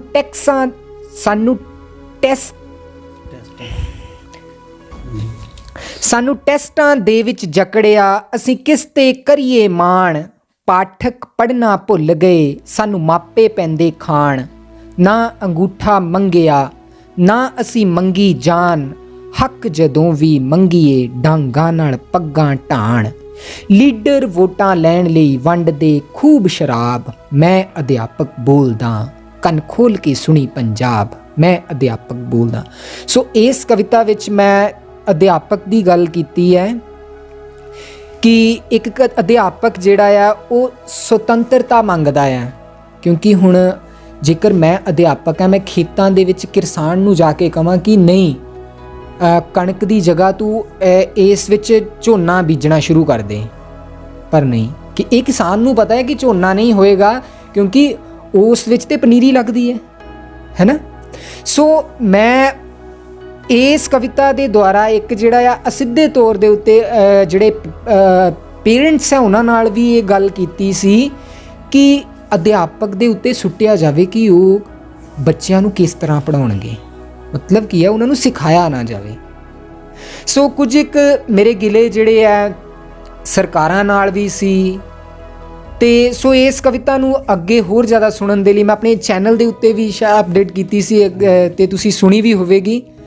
ਅਤੇ ਬਾਕੀ ਕਵਿਤਾਵਾਂ ਜਿਹੜੀਆਂ ਆ ਇੱਦਾਂ ਚੱਲ ਰਹੀਆਂ ਨੇ, ਅੱਗੇ ਵੀ ਕੋਸ਼ਿਸ਼ ਕਰਦੇ ਰਵਾਂਗੇ, ਅਤੇ ਹਜੇ ਤੱਕ ਤਾਂ ਇੰਨਾ ਜ਼ਿਆਦਾ ਵਧੀਆ ਨਹੀਂ ਕਰ ਸਕੇ, ਪਰ ਹਾਂ ਮਿਹਨਤ ਕਰ ਰਹੇ ਹਾਂ, ਕੋਸ਼ਿਸ਼ ਕਰਦੇ ਰਵਾਂਗੇ, ਅਤੇ ਹੌਲੀ ਹੌਲੀ ਆਪਾਂ ਅੱਗੇ ਨੂੰ ਜਾਵਾਂਗੇ। ਜੀ ਸਰ। ਬਹੁਤ ਹੀ ਸੋਹਣੀ ਕਵਿਤਾ ਸਰ ਤੁਸੀਂ ਸੁਣਾਈ ਹੈ। ਇਹਦੇ ਵਿੱਚ ਇੱਕ ਅਧਿਆਪਕ ਦਾ ਦਰਦ ਕੀ ਹੰਢਾ ਰਿਹਾ ਹੈ, ਦਰਦ ਇੱਕ ਕੱਚਾ ਅਧਿਆਪਕ ਕੀ ਦਰਦ ਹੰਢਾ ਰਿਹਾ ਹੈ, ਇੱਕ ਵਿਹਲਾ ਅਧਿਆਪਕ ਵੀ ਕਹਿ ਸਕਦੇ ਹਾਂ ਜੋ ਘਰ ਬੈਠਾ ਹੈ, ਜਿਹਨੂੰ ਪ੍ਰਾਈਵੇਟ ਸਕੂਲ ਦੇ ਵਿੱਚ ਵੀ ਅੱਜ ਦੇ ਕਰੋਨਾ ਦੌਰ ਦੇ ਵਿੱਚ ਪ੍ਰਾਈਵੇਟ ਸਕੂਲ ਦੇ ਵਿੱਚ ਵੀ ਜੋਬ ਨਹੀਂ ਹੈ, ਸਟਾਫ ਨੂੰ ਘੱਟ ਕੀਤਾ ਗਿਆ ਹੈ, 50% ਸਟਾਫ, 30% ਸਟਾਫ, ਫਿਰ ਅੱਧੀ ਤਨਖਾਹ 'ਤੇ ਸਟਾਫ, ਈਵਨ ਕਈ ਠੇਕੇ 'ਤੇ ਅਧਿਆਪਕ ਨੇ ਉਹਨਾਂ ਦਾ ਵੀ ਬੁਰਾ ਹਾਲ ਹੋਇਆ ਹੈ, ਹੋਰ ਵੀ ਕਈ ਮਹਿਕਮੇ ਨੇ, ਪਰ ਅਸੀਂ ਅਧਿਆਪਕ ਹਾਂ, ਅਸੀਂ ਅਧਿਆਪਕਾਂ ਦੀ ਗੱਲ ਕਰਾਂਗੇ। ਸਾਨੂੰ ਗੱਲ ਕਰਨੀ ਚਾਹੀਦੀ ਹੈ, ਆਪਣੇ ਜੋ ਹੱਕ ਨੇ, ਆਪਣੇ ਦੁੱਖ ਪਰੇਸ਼ਾਨੀਆਂ ਨੇ, ਉਹਨਾਂ ਨੂੰ ਵੀ ਸਮਾਜ ਦੇ ਅੱਗੇ ਰੱਖਣਾ ਸਾਡਾ ਫਰਜ਼ ਬਣਦਾ ਹੈ। ਅਤੇ ਸਰ ਮੈਂ ਤੁਹਾਡੇ ਕੋਲੋਂ ਹੁਣ ਇੱਕ ਜੋ ਭਾਸ਼ਾ ਦਾ ਅਧਿਆਪਕ, ਇੱਕ ਲੈਂਗੁਏਜ ਟੀਚਰ ਹੈ, ਉਹਦੀਆਂ ਕੀ ਪਰੇਸ਼ਾਨੀਆਂ ਨੇ, ਉਹਦਾ ਕੀ ਦਰਦ ਹੈ, ਉਹ ਕਿਹੜੀਆਂ ਮੁਸ਼ਕਲਾਂ ਨੂੰ ਸਹਾਰਦਾ ਹੈ, ਜੋ ਕਿ ਬਾਕੀ ਜੋ ਕੈਟਾਗਰੀ ਦੇ ਅਧਿਆਪਕ ਨੇ, ਸਾਇੰਸ ਦੇ ਅਧਿਆਪਕ ਨੇ, ਆਰਟ ਐਂਡ ਕਰਾਫਟ ਦੇ ਅਧਿਆਪਕ ਨੇ, ਉਹਨਾਂ ਨੂੰ ਨਹੀਂ ਸਹਿਣੀਆਂ ਪੈਂਦੀਆਂ ਜੋ ਕਿ ਇੱਕ ਭਾਸ਼ਾ ਦਾ ਅਧਿਆਪਕ ਸਹਿੰਦਾ ਹੈ। ਉਹਦੇ ਬਾਰੇ ਜ਼ਰੂਰ ਸਰੋਤਿਆਂ ਨੂੰ ਦੱਸੋ। ਜੀ ਸਰ, ਬਹੁਤ ਵਧੀਆ ਪ੍ਰਸ਼ਨ ਹੈ ਇਹ ਵੀ, ਕਿਉਂਕਿ ਭਾਸ਼ਾ ਦਾ ਅਧਿਆਪਕ ਖਾਸ ਕਰਕੇ ਪੰਜਾਬੀ ਦੇ ਅਧਿਆਪਕ ਨੂੰ ਜੋ ਸਮੱਸਿਆ ਆ ਰਹੀਆਂ ਆ, ਸਭ ਤੋਂ ਵੱਡੀ ਸਮੱਸਿਆ ਜਿਸ ਨੂੰ ਮੈਂ ਮੰਨਦਾ ਆ ਉਹ ਹੈ ਭਾਸ਼ਾ ਦਾ ਰਲਗੱਡ। ਭਾਸ਼ਾ ਨੂੰ ਮਿਕਸ ਕਰਕੇ ਬੋਲਣਾ ਬੱਚਿਆਂ ਦੀ ਇੱਕ ਆਦਤ ਬਣ ਗਈ ਆ। ਹਾਂ, ਬਣੇ ਵੀ ਕਿਉਂ ਨਾ, ਕਿਉਂਕਿ ਉਸ ਨੂੰ ਫੋਰਸਫੁਲੀ ਕਿਹਾ ਜਾ ਰਿਹਾ, ਸਕੂਲਾਂ ਦੇ ਵਿੱਚ ਕਿਹਾ ਜਾ ਰਿਹਾ ਅੰਗਰੇਜ਼ੀ ਬੋਲਣੀ ਆ, ਹਿੰਦੀ ਬੋਲਣੀ ਆ, ਹੈ ਨਾ, ਅਤੇ ਘਰ ਦੇ ਵਿੱਚ ਉਸ ਨੂੰ ਫੋਰਸਫੁਲੀ ਫਿਰ ਇਹੀ ਗੱਲ ਕਹੀ ਜਾ ਰਹੀ ਹੈ ਕਿ ਨਹੀਂ ਪੁੱਤਰ, ਅੰਗਰੇਜ਼ੀ ਬੋਲਣੀ ਆ, ਹਿੰਦੀ ਬੋਲਣੀ ਆ, ਤੂੰ ਇਹਨਾਂ ਭਾਸ਼ਾਵਾਂ ਨੂੰ ਤਰਜੀਹ ਦੇਣੀ ਹੈ। ਸੋ ਆਪਾਂ ਕਹਿ ਸਕਦੇ ਕਿ ਉਹਨਾਂ ਦਾ ਜੋ ਐਕਸੈਂਟ ਹੈ ਉਹ ਇਹਨਾਂ ਤਿੰਨਾਂ ਭਾਸ਼ਾਵਾਂ ਦੇ ਕਿਸੇ ਵੀ ਸਾਂਚੇ ਦੇ ਵਿੱਚ ਫਿੱਟ ਨਹੀਂ ਪੈਂਦਾ। ਸੋ ਸਭ ਤੋਂ ਵੱਡੀ ਸਮੱਸਿਆ ਇਹ ਹੈ ਕਿ ਬੱਚੇ ਭਾਸ਼ਾ ਦਾ ਬਹੁਤ ਜ਼ਿਆਦਾ ਰਲਗੱਡ ਕਰ ਰਹੇ ਆ, ਮਿਕਸ ਕਰ ਰਹੇ ਆ ਭਾਸ਼ਾਵਾਂ ਨੂੰ, ਜੋ ਭਾਸ਼ਾ ਦੇ ਸਿੱਖਣ ਦੇ ਵਿੱਚ ਸਭ ਤੋਂ ਵੱਡੀ ਸਮੱਸਿਆ ਵੀ ਹੈ। ਬੱਚਿਆਂ ਨੂੰ ਨੰਨੇ ਤੇ ਨਾਣਾ ਦਾ ਫਰਕ ਹੀ ਨਹੀਂ ਪਤਾ, ਕਿਉਂਕਿ ਪੇਰੈਂਟਸ ਫੋਰਸਫੁਲੀ ਕਹਿੰਦੇ ਆ ਕਿ ਨਹੀਂ ਬੇਟਾ ਹਿੰਦੀ 'ਚ ਗੱਲ ਕਰਨੀ ਹੈ। ਹੁਣ ਬੱਚਾ ਹਿੰਦੀ ਦੇ ਵਿੱਚ ਕਹਿੰਦਾ ਹੈ ਕਿ ਮੰਮਾ ਮੁਝੇ ਪਾਣੀ ਚਾਹੀਏ, ਹੈ ਨਾ, ਤੇ ਜਦੋਂ ਬਾਹਰ ਕਿਤੇ ਉਹਦੇ ਨਾਲ ਗੱਲ ਕੀਤੀ ਜਾਂਦੀ ਆ, ਬੋਲਦਾ ਉਹ ਪੰਜਾਬੀ ਹੈ ਪਰ ਮੰਗਦਾ ਉਹ ਫਿਰ ਪਾਣੀ ਹੈ। ਫਿਰ ਉਹ ਪਾਣੀ ਨਹੀਂ ਮੰਗਦਾ, ਫਿਰ ਮੰਗਦਾ ਪਾਣੀ। ਸੋ ਵੱਡੇ ਤੌਰ ਦੇ ਉੱਤੇ ਸਮੱਸਿਆ ਇਹ ਹੈ ਕਿ ਬੱਚਿਆਂ ਨੂੰ ਬੜੇ ਦਾਇਰਿਆਂ ਦੇ ਵਿੱਚ ਰੱਖਿਆ ਜਾ ਰਿਹਾ। ਭਾਸ਼ਾ ਦੇ ਖੇਤਰ ਦੇ ਵਿੱਚ ਲੀਕਾਂ ਮਾਰ ਦਿੱਤੀਆਂ ਗਈਆਂ ਆ ਬੱਚਿਆਂ, ਮਤਲਬ ਕਿ ਇਸ ਦਾਇਰੇ ਨੂੰ ਕ੍ਰਾਸ ਨਹੀਂ ਕਰਨਾ, ਇੱਧਰ ਪੰਜਾਬੀ ਦਾ ਦਾਇਰਾ ਹੈ ਉਸ ਨੂੰ ਕ੍ਰਾਸ ਨਹੀਂ ਕਰਨਾ। ਸੋ ਇਸ ਲਈ ਬੱਚਾ ਬੌਂਦਲ ਗਿਆ ਆ। ਜਦੋਂ ਬੱਚਾ ਬੌਂਦਲ ਗਿਆ ਆ, ਉਸ ਤੋਂ ਬਾਅਦ ਕਨਫਿਊਜ਼ਡ ਹੋ ਕੇ ਉਹ ਜਿਹੜਾ ਹੈ ਉਹ ਭਾਸ਼ਾ ਦਾ ਰਲਗੱਡ ਕਰ ਰਿਹਾ ਹੈ। ਹਿੰਦੀ, ਅੰਗਰੇਜ਼ੀ, ਪੰਜਾਬੀ ਤਿੰਨੇ ਭਾਸ਼ਾਵਾਂ ਨੂੰ ਮਿਕਸ ਰੂਪ ਦੇ ਵਿੱਚ ਵਰਤ ਰਿਹਾ ਹੈ। ਸੋ ਇਹ ਮੁੱਖ ਤੌਰ ਦੇ ਉੱਤੇ ਸਮੱਸਿਆ ਸਿਰਫ ਪੰਜਾਬੀ ਦੀ ਨਹੀਂ ਕਹਿ ਸਕਦੇ, ਹਾਂ ਮੇਜਰ ਤੌਰ ਤੇ ਕਹਿ ਸਕਦੇ ਹਾਂ ਕਿ ਪੰਜਾਬੀ ਦੀ ਹੈ, ਪਰ ਸਿਰਫ ਪੰਜਾਬੀ ਦੀ ਨਹੀਂ ਹੈ, ਇਹ ਹਿੰਦੀ ਦੀ ਵੀ ਹੈ, ਇਹ ਅੰਗਰੇਜ਼ੀ ਦੀ ਵੀ ਹੈ। ਕਿਉਂਕਿ ਅਸੀਂ ਉਹਨਾਂ ਨੂੰ ਸਿਰਫ ਇਹ ਕਹਿ ਰਹੇ ਹਾਂ ਕਿ ਨਹੀਂ ਅੰਗਰੇਜ਼ੀ ਬਹੁਤ ਵਧੀਆ ਆ, ਦੂਜੇ ਨੰਬਰ ਤੇ ਹਿੰਦੀ ਹੈ ਤੇ ਮਦਰ ਟੰਗ ਨਹੀਂ ਹੈ ਕੁਛ ਵੀ। ਸੋ ਬੱਚਾ ਬੌਂਦਲਿਆ ਆ। ਉਹ ਜਿਹੜਾ ਬੱਚਾ ਆ ਮਾਂ ਦੇ ਕੋਲੋਂ ਤਾਂ ਪੰਜਾਬੀ ਸਿੱਖ ਰਿਹਾ ਆ, ਮਾਤ ਭਾਸ਼ਾ ਸਿੱਖ ਰਿਹਾ ਆ, ਸਕੂਲ ਦੇ ਵਿੱਚ ਅੰਗਰੇਜ਼ੀ ਬੋਲ ਰਿਹਾ, ਅੰਗਰੇਜ਼ੀ ਮੀਡੀਅਮ ਪੜ੍ਹ ਰਿਹਾ, ਪਰ ਫਰੈਂਡਸ ਦੇ ਨਾਲ ਉਹ ਹਿੰਦੀ ਵਿੱਚ ਗੱਲ ਕਰ ਰਿਹਾ। ਮਤਲਬ ਤਿੰਨੇ ਭਾਸ਼ਾਵਾਂ ਜਿਹੜੀਆਂ ਉਹ ਨਿਰੰਤਰ ਚੱਲ ਰਹੀਆਂ ਆ, ਮਤਲਬ ਸੁਤੰਤਰ ਨਹੀਂ ਹੈ ਉਹ ਕਿਤੇ ਵੀ। ਸੋ ਇਹ ਸਮੱਸਿਆ ਦਾ ਸਾਹਮਣਾ ਜਿਹੜਾ ਆ ਉਹ ਫਿਰ ਇੱਕ ਅਧਿਆਪਕ ਨੂੰ ਕਰਨਾ ਪੈਂਦਾ ਹੈ। ਸੋ ਮੇਜਰ ਸਮੱਸਿਆ ਸਰ ਇਹੀ ਆ ਰਹੀ ਹੈ। Thank you sir. ਧੰਨਵਾਦ ਸਰ। ਸਰ ਗੱਲਾਂ ਤਾਂ ਬਹੁਤ ਨੇ, ਕਈ ਪ੍ਰਸ਼ਨ ਨੇ ਦਿਮਾਗ ਦੇ ਵਿੱਚ ਜਿਨ੍ਹਾਂ ਦੇ ਉੱਤਰ ਤੁਹਾਡੇ ਤੋਂ ਜਾਣਨੇ ਨੇ, ਪਰ ਇੱਕ ਦੋ ਪ੍ਰਸ਼ਨ ਹੋਰ ਪੁੱਛਾਂਗਾ ਤੇ ਉਹਦੇ ਵਿੱਚ ਮੁੱਖ ਪ੍ਰਸ਼ਨ ਜੋ ਮੈਂ ਤੁਹਾਨੂੰ ਪੁੱਛਣਾ ਸੀ ਉਹ ਇਹ ਪੁੱਛਿਆ ਜੋ ਕਿ ਇੱਕ ਭਾਸ਼ਾ ਅਧਿਆਪਕ ਦਾ ਕੀ ਦਰਦ ਹੈ, ਤੇ ਉਹਦਾ ਮੈਨੂੰ ਜੋ ਉੱਤਰ ਹੈ ਉਹ ਅਜੇ ਅੱਧਾ ਉੱਤਰ ਹੀ ਮਿਲਿਆ ਹੈ।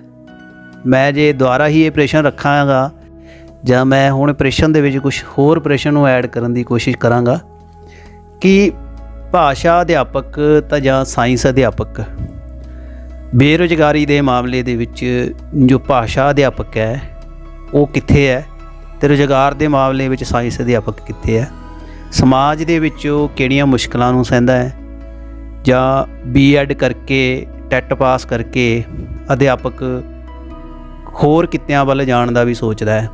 ਇਹ ਵੀ ਇੱਕ ਕੌੜੀ ਸੱਚਾਈ ਹੈ, ਇਹਦੇ ਬਾਰੇ ਵੀ ਸਾਰਾ ਸਾਡਾ ਵਰਗ ਬਖੂਬੀ ਹੀ ਜਾਣੂ ਹੈ। ਇਹਦੇ ਬਾਰੇ ਥੋੜ੍ਹੀ ਜ਼ਰੂਰ ਚਾਨਣਾ ਪਾਓ।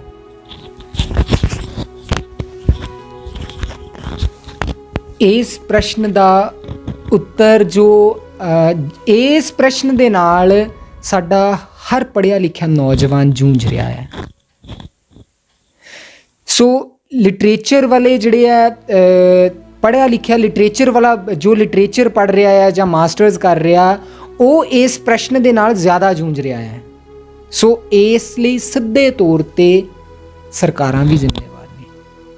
ਹੁਣ ਤੁਸੀਂ ਗੱਲ ਕੀਤੀ TET ਦੀ ਜਾਂ ਹੋਰ ਟੈਸਟ ਜਿਹੜੇ ਅੱਗੇ ਤੋਂ ਅੱਗੇ ਰੱਖ ਰਹੀਆਂ ਨੇ ਸਰਕਾਰਾਂ।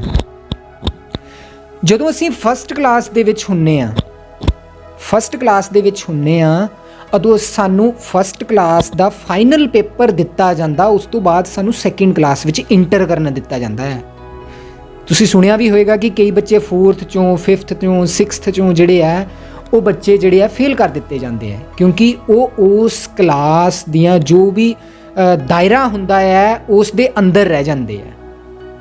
ਸੋ ਮੈਂ ਫਸਟ ਕਲਾਸ ਚੋਂ ਜਾਂ ਇੱਕ ਨੌਜਵਾਨ ਨੇ ਜਾਂ ਜੋ ਪੜ੍ਹ ਲਿਖ ਗਿਆ ਆ ਉਸਨੇ ਫਸਟ ਕਲਾਸ ਦਾ ਪਹਿਲਾਂ ਟੈਸਟ ਕਲੀਅਰ ਕੀਤਾ, ਉਸ ਤੋਂ ਬਾਅਦ ਸੈਕਿੰਡ ਵਿੱਚ ਆਇਆ, 10ਵੀਂ ਦਾ ਟੈਸਟ ਕਲੀਅਰ ਕੀਤਾ, ਫਿਰ +1 'ਚ ਆਇਆ, B.Ed ਦੇ ਵਿੱਚ ਪੇਪਰ ਦਿੱਤੇ ਆ, ਉਸ ਤੋਂ ਬਾਅਦ ਉਹ ਜਾ ਕੇ ਟੀਚਰ ਬਣਦਾ ਹੈ। ਹੁਣ ਇੰਨੇ ਪੇਪਰ ਦੇਣ ਤੋਂ ਬਾਅਦ ਇਹ ਜਿਹੜਾ TET ਜਾਂ ਕੋਈ ਹੋਰ ਅਧਿਆਪਕ ਯੋਗਿਅਤਾ ਟੈਸਟ ਜਾਂ ਕੋਈ ਹੋਰ ਟੈਸਟ ਮਾਸਟਰ ਕਾਰਡ ਰੱਖਿਆ ਜਾਂਦਾ ਹੈ, ਇਹਨਾਂ ਦੀ ਕੀ ਜ਼ਰੂਰਤ ਹੈ? ਇਹ ਸਿੱਧੇ ਤੌਰ ਤੇ ਪ੍ਰਸ਼ਨ ਚਿੰਨ੍ਹ ਨੇ। ਕਿਸ ਉੱਪਰ ਪ੍ਰਸ਼ਨ ਚਿੰਨ੍ਹ ਨੇ? ਸਾਡੀ ਜੋ ਵੀ ਸਿੱਖਿਆ ਅਦਾਇਰਾ ਹੈ ਉਸ ਉੱਪਰ ਪ੍ਰਸ਼ਨ ਚਿੰਨ੍ਹ ਨੇ ਕਿ ਸਾਡਾ ਜਿਹੜਾ ਹੈ ਸਿੱਖਿਆ ਦਾ ਸਿਸਟਮ ਹੈ ਉਹ ਸਹੀ ਨਹੀਂ ਹੈ। ਕਦੇ ਕਦੇ ਤਾਂ ਮੈਨੂੰ ਸੋਚ ਕੇ ਇਸ ਗੱਲ ਦੀ ਹੈਰਾਨੀ ਹੁੰਦੀ ਹੈ, ਦੇਸ਼ ਨੂੰ ਆਜ਼ਾਦ ਹੋਇਆਂ ਦੇਖੋ ਕਿੰਨਾ ਟਾਈਮ ਹੋ ਚੁੱਕਾ ਆ, ਉਸ ਤੋਂ ਬਾਅਦ ਵੀ ਸਾਡੀ ਸਿੱਖਿਆ ਨੀਤੀ ਜਿਹੜੀ ਹੈ ਉਹ ਇਸ ਗੱਲ ਦੇ ਵਿੱਚ ਉਲਝੀ ਹੋਈ ਹੈ ਕਿ ਅਸੀਂ ਛਿਮਾਹੀ ਪੇਪਰ ਲੈਣੇ ਆ, ਅਸੀਂ ਸਾਲਾਨਾ ਪੇਪਰ ਲੈਣੇ ਆ, ਅਸੀਂ ਪੇਪਰ ਨੂੰ ਕਿਸ ਤਰ੍ਹਾਂ ਲੈਣਾ ਆ, ਪੇਪਰ ਦਾ ਕਰਨਾ ਕੀ ਹੈ। ਮਤਲਬ ਇਹਨਾਂ ਚੀਜ਼ਾਂ ਦੇ ਵਿੱਚ ਉਲਝੇ ਹੋਏ ਆ ਅਸੀਂ ਅਜੇ ਵੀ, ਆਜ਼ਾਦੀ ਤੋਂ ਕਿੰਨਾ ਚਿਰ ਬਾਅਦ ਵੀ। ਸੋ ਇਸ ਲਈ ਸਰਕਾਰ ਨੂੰ ਤੇ ਚਾਹੀਦਾ ਹੈ ਕਿ ਇੱਕ ਪੱਕੀ ਨੀਤੀ ਬਣਾਏ। ਇਸ ਦੇ ਨਾਲ ਨਾਲ ਸਾਡੇ ਜੋ ਪੜ੍ਹ ਰਹੇ ਨੌਜਵਾਨ ਨੇ ਉਹਨਾਂ ਨੂੰ ਵੀ ਚਾਹੀਦਾ ਆ, ਅਗਰ ਕਿਸੇ ਸਾਡੇ ਮਤਲਬ ਕਿ ਕੋਈ ਇੱਕ ਚੀਜ਼ ਦੇ ਖਿਲਾਫ ਮੰਨ ਲੈਂਦੇ ਹਾਂ ਅਸੀਂ, ਜਿੱਦਾਂ ਅਸੀਂ ਇੰਨੇ ਜ਼ਿਆਦਾ ਟੈਸਟ ਦੇ ਕੇ ਅੱਗੇ ਆਏ ਹਾਂ, ਹੈ ਨਾ, ਮਤਲਬ ਕਿ ਅਸੀਂ ਫ੍ਰੀ ਤੇ ਪੜ੍ਹੇ ਨਹੀਂ ਆ, ਫਸਟ 'ਚ ਫੀਸ ਦਿੱਤੀ ਹੈ, ਸੈਕਿੰਡ 'ਚ, ਥਰਡ 'ਚ, ਹਰ ਕਲਾਸ ਦੇ ਵਿੱਚ ਫੀਸ ਦਿੱਤੀ ਆ, ਉਸ ਤੋਂ ਬਾਅਦ ਅੱਗੇ ਹੋਰ ਟੈਸਟਾਂ ਦੇ ਵਿੱਚ ਫਿਰ ਉਸ ਤੋਂ ਬਾਅਦ ਜਾ ਕੇ ਫਿਰ ਪੈਸੇ ਰੱਖ ਦਿੰਦੇ ਆ। ਇੱਕ ਬੱਚਾ ਪੈਸੇ ਦੇਗਾ, ਉਸ ਤੋਂ ਬਾਅਦ ਟੈਸਟ ਦੇਗਾ, ਹੋਣਾ ਜਾਂ ਨਹੀਂ ਹੋਣਾ ਉਹ ਇੱਕ ਅਲੱਗ ਮੈਟਰ ਹੈ। ਸੋ ਇਹ ਇੱਕ ਪ੍ਰਸ਼ਨ ਜਿਹੜਾ ਆ ਬਹੁਤ ਸੋਚਣ ਲਈ ਹੈ, ਇੱਕ ਸੋਚ ਦਾ ਵਿਸ਼ਾ ਬਣਿਆ ਹੋਇਆ ਹੈ। ਸੋ ਸਾਇੰਸ ਦੇ ਅਧਿਆਪਕਾਂ ਦੇ ਨਾਲੋਂ ਮੈਂ ਸੋਚਦਾ ਹਾਂ ਜਿਹੜੇ ਲੈਂਗੁਏਜ ਦੇ ਅਧਿਆਪਕ ਹੈ ਉਹਨਾਂ ਦਾ ਜਿਹੜਾ ਹੈ ਸਟਰਗਲ ਉਹ ਬਹੁਤ ਜ਼ਿਆਦਾ ਹੁੰਦਾ ਹੈ, ਬਹੁਤ ਜ਼ਿਆਦਾ। ਸੋ ਇਸ ਲਈ ਇਸ ਚੀਜ਼ ਨੂੰ ਨਜਿੱਠਣ ਦੇ ਲਈ ਸਾਨੂੰ ਚਾਹੀਦਾ ਹੈ ਕਿ ਜਿਹੜੀਆਂ ਸਰਕਾਰ ਦੀਆਂ ਗਲਤ ਨੀਤੀਆਂ ਆ ਉਸ ਦਾ ਡਟ ਕੇ ਵਿਰੋਧ ਕਰਨਾ ਪੈਣਾ ਆ, ਸਾਨੂੰ ਆਪਣੇ ਹੱਕਾਂ ਪ੍ਰਤੀ ਸੁਚੇਤ ਹੋਣਾ ਪੈਣਾ ਆ। ਇਸ ਦੇ ਨਾਲ ਨਾਲ ਜੇਕਰ ਮੈਂ ਅਧਿਆਪਕ ਹਾਂ ਤਾਂ ਮੈਂ ਆਪਣੇ ਬੱਚਿਆਂ ਨੂੰ ਪਹਿਲਾਂ ਹੀ ਇਸ ਗੱਲ ਲਈ ਤਿਆਰ ਕਰਨਾ ਆ।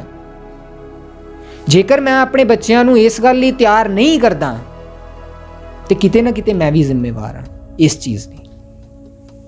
ਸੋ ਮੈਨੂੰ ਆਪਣੇ ਬੱਚਿਆਂ ਨੂੰ ਇਹ ਗੱਲ ਲਈ ਚਾਹੀਦਾ ਹੈ ਕਿ ਪਹਿਲਾਂ ਹੀ ਤਿਆਰ ਕਰਨਾ ਪਏਗਾ ਕਿ ਦੇਖੋ ਬੱਚੇ, ਲੈਂਗੁਏਜ ਟੀਚਰ ਦੇ ਵਿੱਚ ਜੇਕਰ ਤੁਸੀਂ ਲੈਂਗੁਏਜ ਕਰੋਗੇ ਤਾਂ ਇਹ ਚੀਜ਼ਾਂ ਤੁਹਾਡੇ ਸਾਹਮਣੇ ਆਉਣਗੀਆਂ, ਇਸ ਫੀਲਡ ਨੂੰ ਕਰੋਗੇ ਤਾਂ ਇਹ ਚੀਜ਼ਾਂ ਸਾਹਮਣੇ ਆਉਣਗੀਆਂ, ਪਰ ਹੱਕ ਹਮੇਸ਼ਾ ਲੜ ਕੇ ਲੈਣੇ ਪੈਣੇ ਹੈ।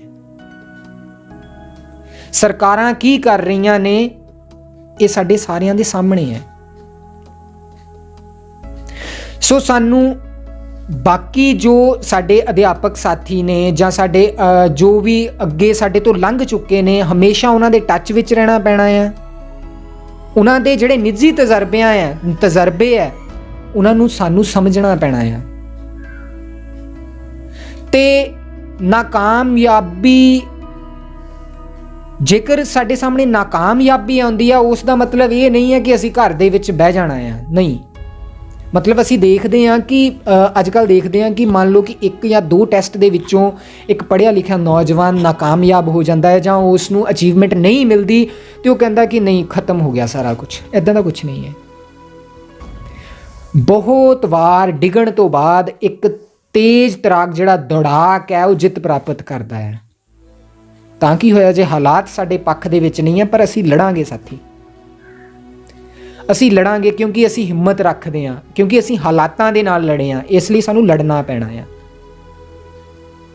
ਸੋ ਇਸ ਲਈ ਇਹੀ ਹੈ ਕਿ ਅਸੀਂ ਆਪਣੇ ਆਪ ਨੂੰ ਆਉਣ ਵਾਲੀਆਂ ਜੋ ਸਮੱਸਿਆਵਾਂ ਆ ਉਸ ਪ੍ਰਤੀ ਅਸੀਂ ਪਹਿਲਾਂ ਹੀ ਆਪਣੇ ਆਪ ਨੂੰ ਪ੍ਰਿਪੇਅਰ ਕਰਕੇ ਰੱਖਣਾ, ਔਰ ਆਪਣੇ ਨਾਲ ਦੀ ਨਾਲ ਜੋ ਬੱਚੇ ਹੈ, ਆਪਣੇ ਜੋ ਨਿੱਜੀ ਤਜਰਬੇ ਹੈ ਉਹਨਾਂ ਨੂੰ ਆਪਣੇ ਬੱਚਿਆਂ ਦੇ ਨਾਲ ਹੁਣੇ ਡਿਸਕਸ ਕਰਨਾ ਹੈ, ਤਾਂ ਜੋ ਉਹਨਾਂ ਦਾ ਦਿਮਾਗ ਵੀ ਉਸ ਲੈਵਲ ਤੇ ਰੈਡੀ ਹੋ ਜਾਵੇ ਕਿ ਹਾਂ ਇਸ ਤੋਂ ਬਾਅਦ ਸਾਡੇ ਸਾਹਮਣੇ ਇਹ ਪ੍ਰੋਬਲਮਸ ਆਉਣਗੀਆਂ ਹੀ ਆਉਣਗੀਆਂ।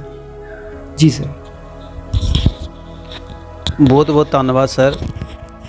ਅੰਤ ਵਿੱਚ ਤੁਹਾਨੂੰ ਮੈਂ ਛੋਟਾ ਜਿਹਾ ਪ੍ਰਸ਼ਨ ਪੁੱਛਣਾ ਚਾਹਾਂਗਾ ਕਿ ਤੁਹਾਡੀਆਂ ਜੋ ਨਿੱਜੀ ਪ੍ਰਾਪਤੀਆਂ ਨੇ, ਕਵਿਤਾਵਾਂ, ਗੀਤ ਜਾਂ ਜੋ ਵੀ ਤੁਸੀਂ ਅਚੀਵ ਕੀਤਾ ਹੈ, ਸਰੋਤਿਆਂ ਨੂੰ ਜ਼ਰੂਰ ਉਹਦੇ ਬਾਰੇ ਜਾਣੂ ਕਰਵਾਓ, ਕਿਉਂਕਿ ਬਹੁਤ ਸਾਰੇ ਸਰੋਤਿਆਂ ਨੂੰ ਤੁਹਾਡੇ ਬਾਰੇ ਪਤਾ ਹੋਵੇਗਾ, ਪਰ ਹੋ ਸਕਦਾ ਹੈ ਕੁਛ ਐਸੇ ਸਰੋਤੇ ਨੇ ਜੋ ਕਿ ਇਹਨਾਂ ਚੀਜ਼ਾਂ ਤੋਂ ਜਾਣੂ ਨਾ ਹੋਣ। ਤੇ ਆਉਣ ਵਾਲੇ ਤੁਹਾਡੇ ਕਿਹੜੇ ਪ੍ਰੋਜੈਕਟ ਨੇ, ਤੁਹਾਡਾ ਕਿਹੜਾ ਗੀਤ ਆਉਣ ਵਾਲਾ, ਕਿਹੜੀ ਲੇਖਣੀ ਜਾਂ ਤੁਹਾਡੀ ਕਿਤਾਬ ਛਪ ਰਹੀ ਹੈ, ਉਹਦੇ ਬਾਰੇ ਸਰੋਤਿਆਂ ਨੂੰ ਜ਼ਰੂਰ ਦੱਸਣ। ਜੇਕਰ ਵੱਡੇ ਤੌਰ ਦੇ ਉੱਤੇ ਕਿਹਾ ਜਾਵੇ ਤੇ ਹਜੇ ਤੱਕ ਅਚੀਵਮੈਂਟ ਇਸ ਪੱਧਰ ਦੀ ਨਹੀਂ ਹੈ, ਪਰ ਹਾਂ ਲੜਦੇ ਰਹਿਣਾ ਹੀ ਮੈਂ ਸਮਝਦਾ ਹਾਂ ਕਿ ਜੇਕਰ ਅਸੀਂ ਲੜ ਰਹੇ ਹਾਂ ਤੇ ਅਸੀਂ ਜ਼ਰੂਰ ਕਿਸੇ ਨਾ ਕਿਸੇ ਮੁਕਾਮ ਦੇ ਉੱਤੇ ਪਹੁੰਚਾਂਗੇ। ਤੇ ਮੇਰੇ ਨਾਲ ਮੇਰੇ ਅਧਿਆਪਕ ਸਾਥੀ, ਮੇਰੇ ਦੋਸਤ ਇਸ ਤਰ੍ਹਾਂ ਦੇ ਨੇ ਜੋ ਹਮੇਸ਼ਾ ਮੈਨੂੰ ਪ੍ਰੇਰਿਤ ਕਰਦੇ ਰਹਿੰਦੇ ਨੇ ਕੁਛ ਨਾ ਕੁਛ ਕਰਨ ਦੇ ਲਈ। ਸੋ ਮੇਰੀ ਸਿਰਜਣਾ ਦਾ ਜਿਹੜਾ ਪ੍ਰੇਰਨਾ ਸਰੋਤ ਨੇ ਉਹ ਮੇਰੇ ਅਧਿਆਪਕ ਨੇ, ਮੇਰੇ ਅਧਿਆਪਕ ਸਾਥੀ ਜਿਨ੍ਹਾਂ ਨਾਲ ਮੈਂ ਪੜ੍ਹਾਉਂਦਾ ਆ, ਜਾਂ ਮੇਰੇ ਦੋਸਤ ਨੇ। ਸੋ ਜੇਕਰ ਮੋਟੇ ਤੌਰ ਦੇ ਉੱਤੇ ਕਿਹਾ ਜਾਵੇ ਤੇ ਮੈਂ ਰੇਡੀਓਜ਼ ਲਈ ਵੀ ਜਾ ਚੁੱਕਾ ਆ, ਜਾਂ ਅੱਗੇ ਵੀ ਹੋਰ ਮਾਲਕ ਦੀ ਜੇ ਮੌਜ ਹੋਈ ਜਾਂ ਮਾਲਕ ਨੇ ਚਾਹਿਆ ਅੱਗੇ ਵੀ ਜਾਂਦੇ ਹੀ ਰਵਾਂਗੇ। ਸੋ ਗੀਤ ਵੀ ਚੱਲ ਰਹੇ ਆ ਤੇ ਕੁਛ ਆਉਣ ਵੀ ਵਾਲੇ ਆ। ਸੋ ਕਵਿਤਾਵਾਂ ਦਾ ਦੌਰ ਤੇ ਚੱਲਦਾ ਹੀ ਰਹਿੰਦਾ ਆ। ਸੋ ਜਦੋਂ ਵੀ ਕੁਛ ਵੱਡਾ ਕੁਛ ਕਰਨ ਦੀ ਆਪਾਂ ਸੋਚਾਂਗੇ ਜਾਂ ਕੁਛ ਵੱਡਾ ਕਰਾਂਗੇ ਤੇ ਇੱਕ ਵਾਰ ਫਿਰ ਜ਼ਰੂਰ ਆਪਾਂ ਤੁਹਾਡੇ ਕੋਲ ਆਵਾਂਗੇ ਤੇ ਚੈਨਲ ਦੇ ਉੱਤੇ ਆ ਕੇ ਆਪਾਂ ਆਪਣੇ ਸਾਥੀਆਂ ਦੇ ਨਾਲ ਆਪਣੀ ਖੁਸ਼ੀ ਨੂੰ ਜਾਂ ਆਪਣੀ ਉਸ ਗੱਲ ਨੂੰ ਜ਼ਰੂਰ ਸਾਂਝਾ ਕਰਾਂਗੇ। ਤੇ ਬਾਕੀ ਹੋਰ ਜ਼ਿਆਦਾ ਤੇ ਕੁਛ ਨਹੀਂ, ਮੈਂ ਇਹੀ ਕਹਾਂਗਾ ਕਿ ਆਪਾਂ ਲੜ ਰਹੇ ਹਾਂ। ਮੈਨੂੰ ਇਸ ਗੱਲ 'ਚ ਖੁਸ਼ੀ ਹੁੰਦੀ ਹੈ ਕਿ ਮੈਂ ਲੜ ਰਿਹਾ, ਮੈਂ ਹਾਰ ਨਹੀਂ ਮੰਨਦਾ। ਸਿਰਜਣਾ ਇੱਕ ਅਲੱਗ ਗੱਲ ਹੈ ਜਾਂ ਕਵਿਤਾ ਲਿਖਣਾ ਇੱਕ ਅਲੱਗ ਗੱਲ ਹੈ। ਆਪਣੇ ਹਾਲਾਤਾਂ ਦੇ ਨਾਲ ਲੜਨਾ, ਡਿੱਗ ਕੇ ਵੀ ਉੱਠ ਕੇ ਖੜੇ ਹੋ ਕੇ ਕਹਿਣਾ ਕਿ ਨਹੀਂ ਆਪਾਂ ਇੱਕ ਵਾਰੀ ਫੇਰ ਕੋਸ਼ਿਸ਼ ਕਰਦੇ ਹਾਂ, ਇਹ ਬਹੁਤ ਵੱਡੀ ਗੱਲ ਆ। ਤੇ ਮੇਰੇ ਵਿੱਚ ਇਹ ਥੋੜ੍ਹਾ ਜਿਹਾ ਜ਼ਿੱਦਪੁਣਾ ਹੈਗਾ ਆ ਕਿ ਮੈਂ ਹਮੇਸ਼ਾ ਕੁਛ ਨਾ ਕੁਛ ਕਰਨ ਦੇ ਲਈ ਤਤਪਰ ਰਹਿਣਾ ਆ, ਕੁਛ ਨਾ ਕੁਛ ਸਿਰਜਣ ਦੇ ਲਈ ਲੱਗਾ ਰਹਿਣਾ ਆ। ਤੇ ਹਮੇਸ਼ਾ ਮੇਰਾ ਝੁਕਾਨ ਰਹਿੰਦਾ ਆ ਕਿ ਉਹਨਾਂ ਲੋਕਾਂ ਨੂੰ ਮਿਲਿਆ ਜਾਵੇ ਜਿਨ੍ਹਾਂ ਦੇ ਵਿਚਾਰ ਬਹੁਤ ਉੱਚੇ ਨੇ। ਮੈਂ ਬਹੁਤ ਜ਼ਿਆਦਾ ਸਕੂਨ ਮਹਿਸੂਸ ਕਰਦਾ ਹਾਂ ਉਹਨਾਂ ਲੋਕਾਂ ਦੇ ਨਾਲ। ਜਿਵੇਂ ਮੇਰੇ ਅਧਿਆਪਕ ਹੋ ਗਏ, ਮੈਂ ਉਹਨਾਂ ਨੂੰ ਹਮੇਸ਼ਾ ਜ਼ਰੂਰ ਕਾਲ ਕਰਦਾ ਹੁੰਦਾ ਹਾਂ। ਉਹਨਾਂ ਨੂੰ ਜਦੋਂ ਮੈਂ ਕਿਤੇ ਦੁਖੀ ਹੋਵਾਂ, ਜਦੋਂ ਮੈਂ ਕਿਤੇ ਮੈਨੂੰ ਲੱਗੇ ਕਿ ਨਹੀਂ ਹੁਣ ਮੈਨੂੰ ਗੱਲ ਕਰਨੀ ਚਾਹੀਦੀ ਹੈ ਉਹਨਾਂ ਦੇ ਨਾਲ, ਤੇ ਮੈਂ ਗੱਲ ਵੀ ਕਰਦਾ ਹੁੰਦਾ। ਅਤੇ ਮਤਲਬ ਵੱਡੀ ਖੁਸ਼ੀ ਦੀ ਗੱਲ ਇਹ ਹੈ ਕਿ ਜਦੋਂ ਮੈਂ 1 ਮਹੀਨਾ ਜਾਂ 40 ਦਿਨ ਜਾਂ 20, 22, 25 ਦਿਨ ਕਾਲ ਨਾ ਕਰਾਂ ਤੇ ਮੇਰੇ ਅਧਿਆਪਕ ਮੈਨੂੰ ਖੁਦ ਕਾਲ ਕਰਦੇ ਹੁੰਦੇ। ਮੇਰੇ ਲਈ ਮਾਣ ਵਾਲੀ ਗੱਲ ਇਹ ਹੈ ਕਿ ਦੇਖੋ ਕਿੰਨੇ ਬੱਚੇ ਪੜ੍ਹ ਕੇ ਜਾਂਦੇ ਆ ਉਹਨਾਂ ਦੇ ਕੋਲ, ਉਸ ਦੇ ਬਾਵਜੂਦ ਵੀ ਉਹਨਾਂ ਨੇ ਕੀ ਕੀਤਾ ਆ, ਮੈਨੂੰ ਯਾਦ ਰੱਖਿਆ। ਮੇਰੇ ਲਈ ਇਹ ਮਾਣ ਵਾਲੀ ਮੇਰੀ ਅਚੀਵਮੈਂਟ, ਵੱਡੀ ਅਚੀਵਮੈਂਟ ਜਿਹਨੂੰ ਮੈਂ ਮੰਨਦਾ ਆ ਉਹ ਇਹ ਹੈ ਕਿ ਮੇਰੇ ਜਿਨ੍ਹਾਂ ਤੋਂ ਮੈਂ ਪੜ੍ਹਿਆ ਆ ਉਹਨਾਂ ਕੋਲ ਬਹੁਤ ਬੱਚੇ ਪੜ੍ਹ ਕੇ ਗਏ ਆ, ਹੈ ਨਾ।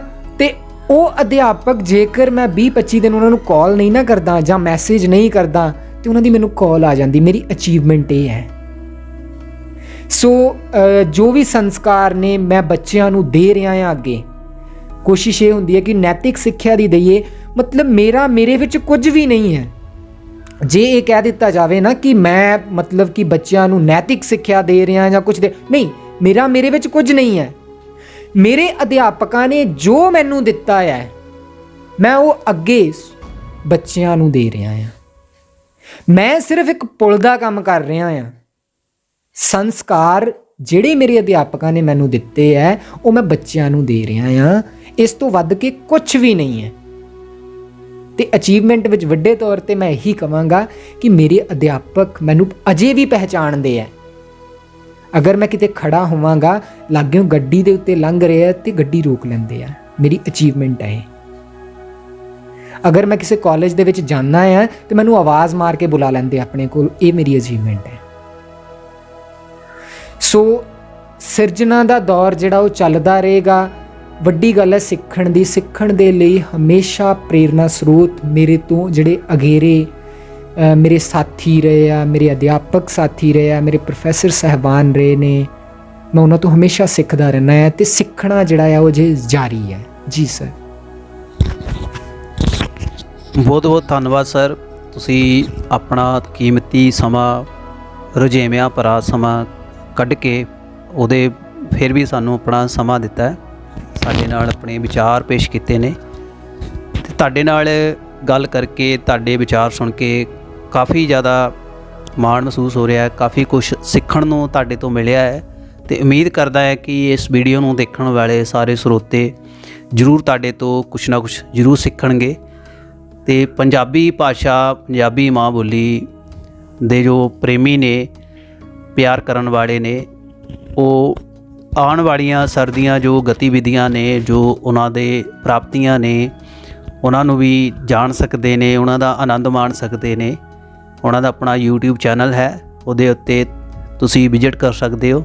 ਚੈਨਲ ਦਾ ਤੁਹਾਨੂੰ ਨੀਚੇ ਸ਼ੋ ਹੋ ਰਿਹਾ ਹੋਏਗਾ ਲਿੰਕ। ਤੇ ਆਉਣ ਵਾਲੀਆਂ ਗਤੀਵਿਧੀਆਂ ਸਰ ਉਹਦੇ ਉੱਤੇ ਪਾਉਂਦੇ ਰਹਿੰਦੇ ਨੇ। ਤੇ ਸਰ ਤੁਹਾਡੇ ਨਾਲ ਬਹੁਤ ਚੰਗਾ ਲੱਗਿਆ ਅੱਜ ਗੱਲ ਕਰਕੇ, ਤੁਹਾਡੇ ਵਿਚਾਰ ਸੁਣ ਕੇ। ਬਹੁਤ ਬਹੁਤ ਧੰਨਵਾਦ ਤੁਹਾਡਾ ਸਰ ਆਉਣ ਲਈ। ਬਹੁਤ ਬਹੁਤ ਸ਼ੁਕਰੀਆ ਸਰ। ਤੇ ਦੇਖ ਰਹੇ ਜਿੰਨੇ ਵੀ ਸਰੋਤੇ ਇਸ ਚੈਨਲ ਦੇ ਥਰੂ ਸਾਡੀ ਗੱਲਬਾਤ ਨੂੰ ਸੁਣ ਰਹੇ ਆ, ਮੈਂ ਵਿਸ਼ੇਸ਼ ਤੌਰ ਤੇ ਉਹਨਾਂ ਦਾ ਵੀ ਧੰਨਵਾਦ ਕਰਦਾ ਹਾਂ, ਕਿਉਂਕਿ ਉਹਨਾਂ ਨੇ ਆਪਣੇ ਕੀਮਤੀ ਸਮੇਂ 'ਚੋਂ ਸਮਾਂ ਕੱਢ ਕੇ ਸਾਡੀ ਇਸ ਗੱਲਬਾਤ ਨੂੰ ਸੁਣਿਆ। ਤੇ ਵਿਸ਼ੇਸ਼ ਤੌਰ ਤੇ ਸਰ ਹੁਣਾਂ ਦਾ ਵੀ ਬਹੁਤ ਜ਼ਿਆਦਾ ਧੰਨਵਾਦ ਹੈ, ਜਿਨ੍ਹਾਂ ਨੇ ਮੈਨੂੰ ਆਪਣੇ ਚੈਨਲ ਦੇ ਉੱਤੇ ਆਉਣ ਦਾ ਮੌਕਾ ਦਿੱਤਾ। ਜੀ sir, thank you very much. ਸਾਰੇ ਦੋਸਤਾਂ ਦਾ ਬਹੁਤ ਬਹੁਤ ਧੰਨਵਾਦ। ਇਹ ਸਨ ਸਾਡੇ ਦੀਪਕ ਜੀ, ਦੀਪਕ ਭਾਟੀਆ, ਦੀਪਕ ਹਾਜੀਪੁਰੀਆ ਜੀ, ਜੋ ਕਿ ਪੰਜਾਬੀ ਇੱਕ ਅਧਿਆਪਕ ਨੇ ਤੇ ਪੰਜਾਬੀ ਮਾਂ ਬੋਲੀ ਦੀ ਬਖੂਬੀ ਸੇਵਾ ਨਿਭਾ ਰਹੇ ਨੇ। ਬਹੁਤ ਬਹੁਤ ਧੰਨਵਾਦ sir. Thank you very much for watching this video. Keep watching dedicated to science for more and more videos। Thank you.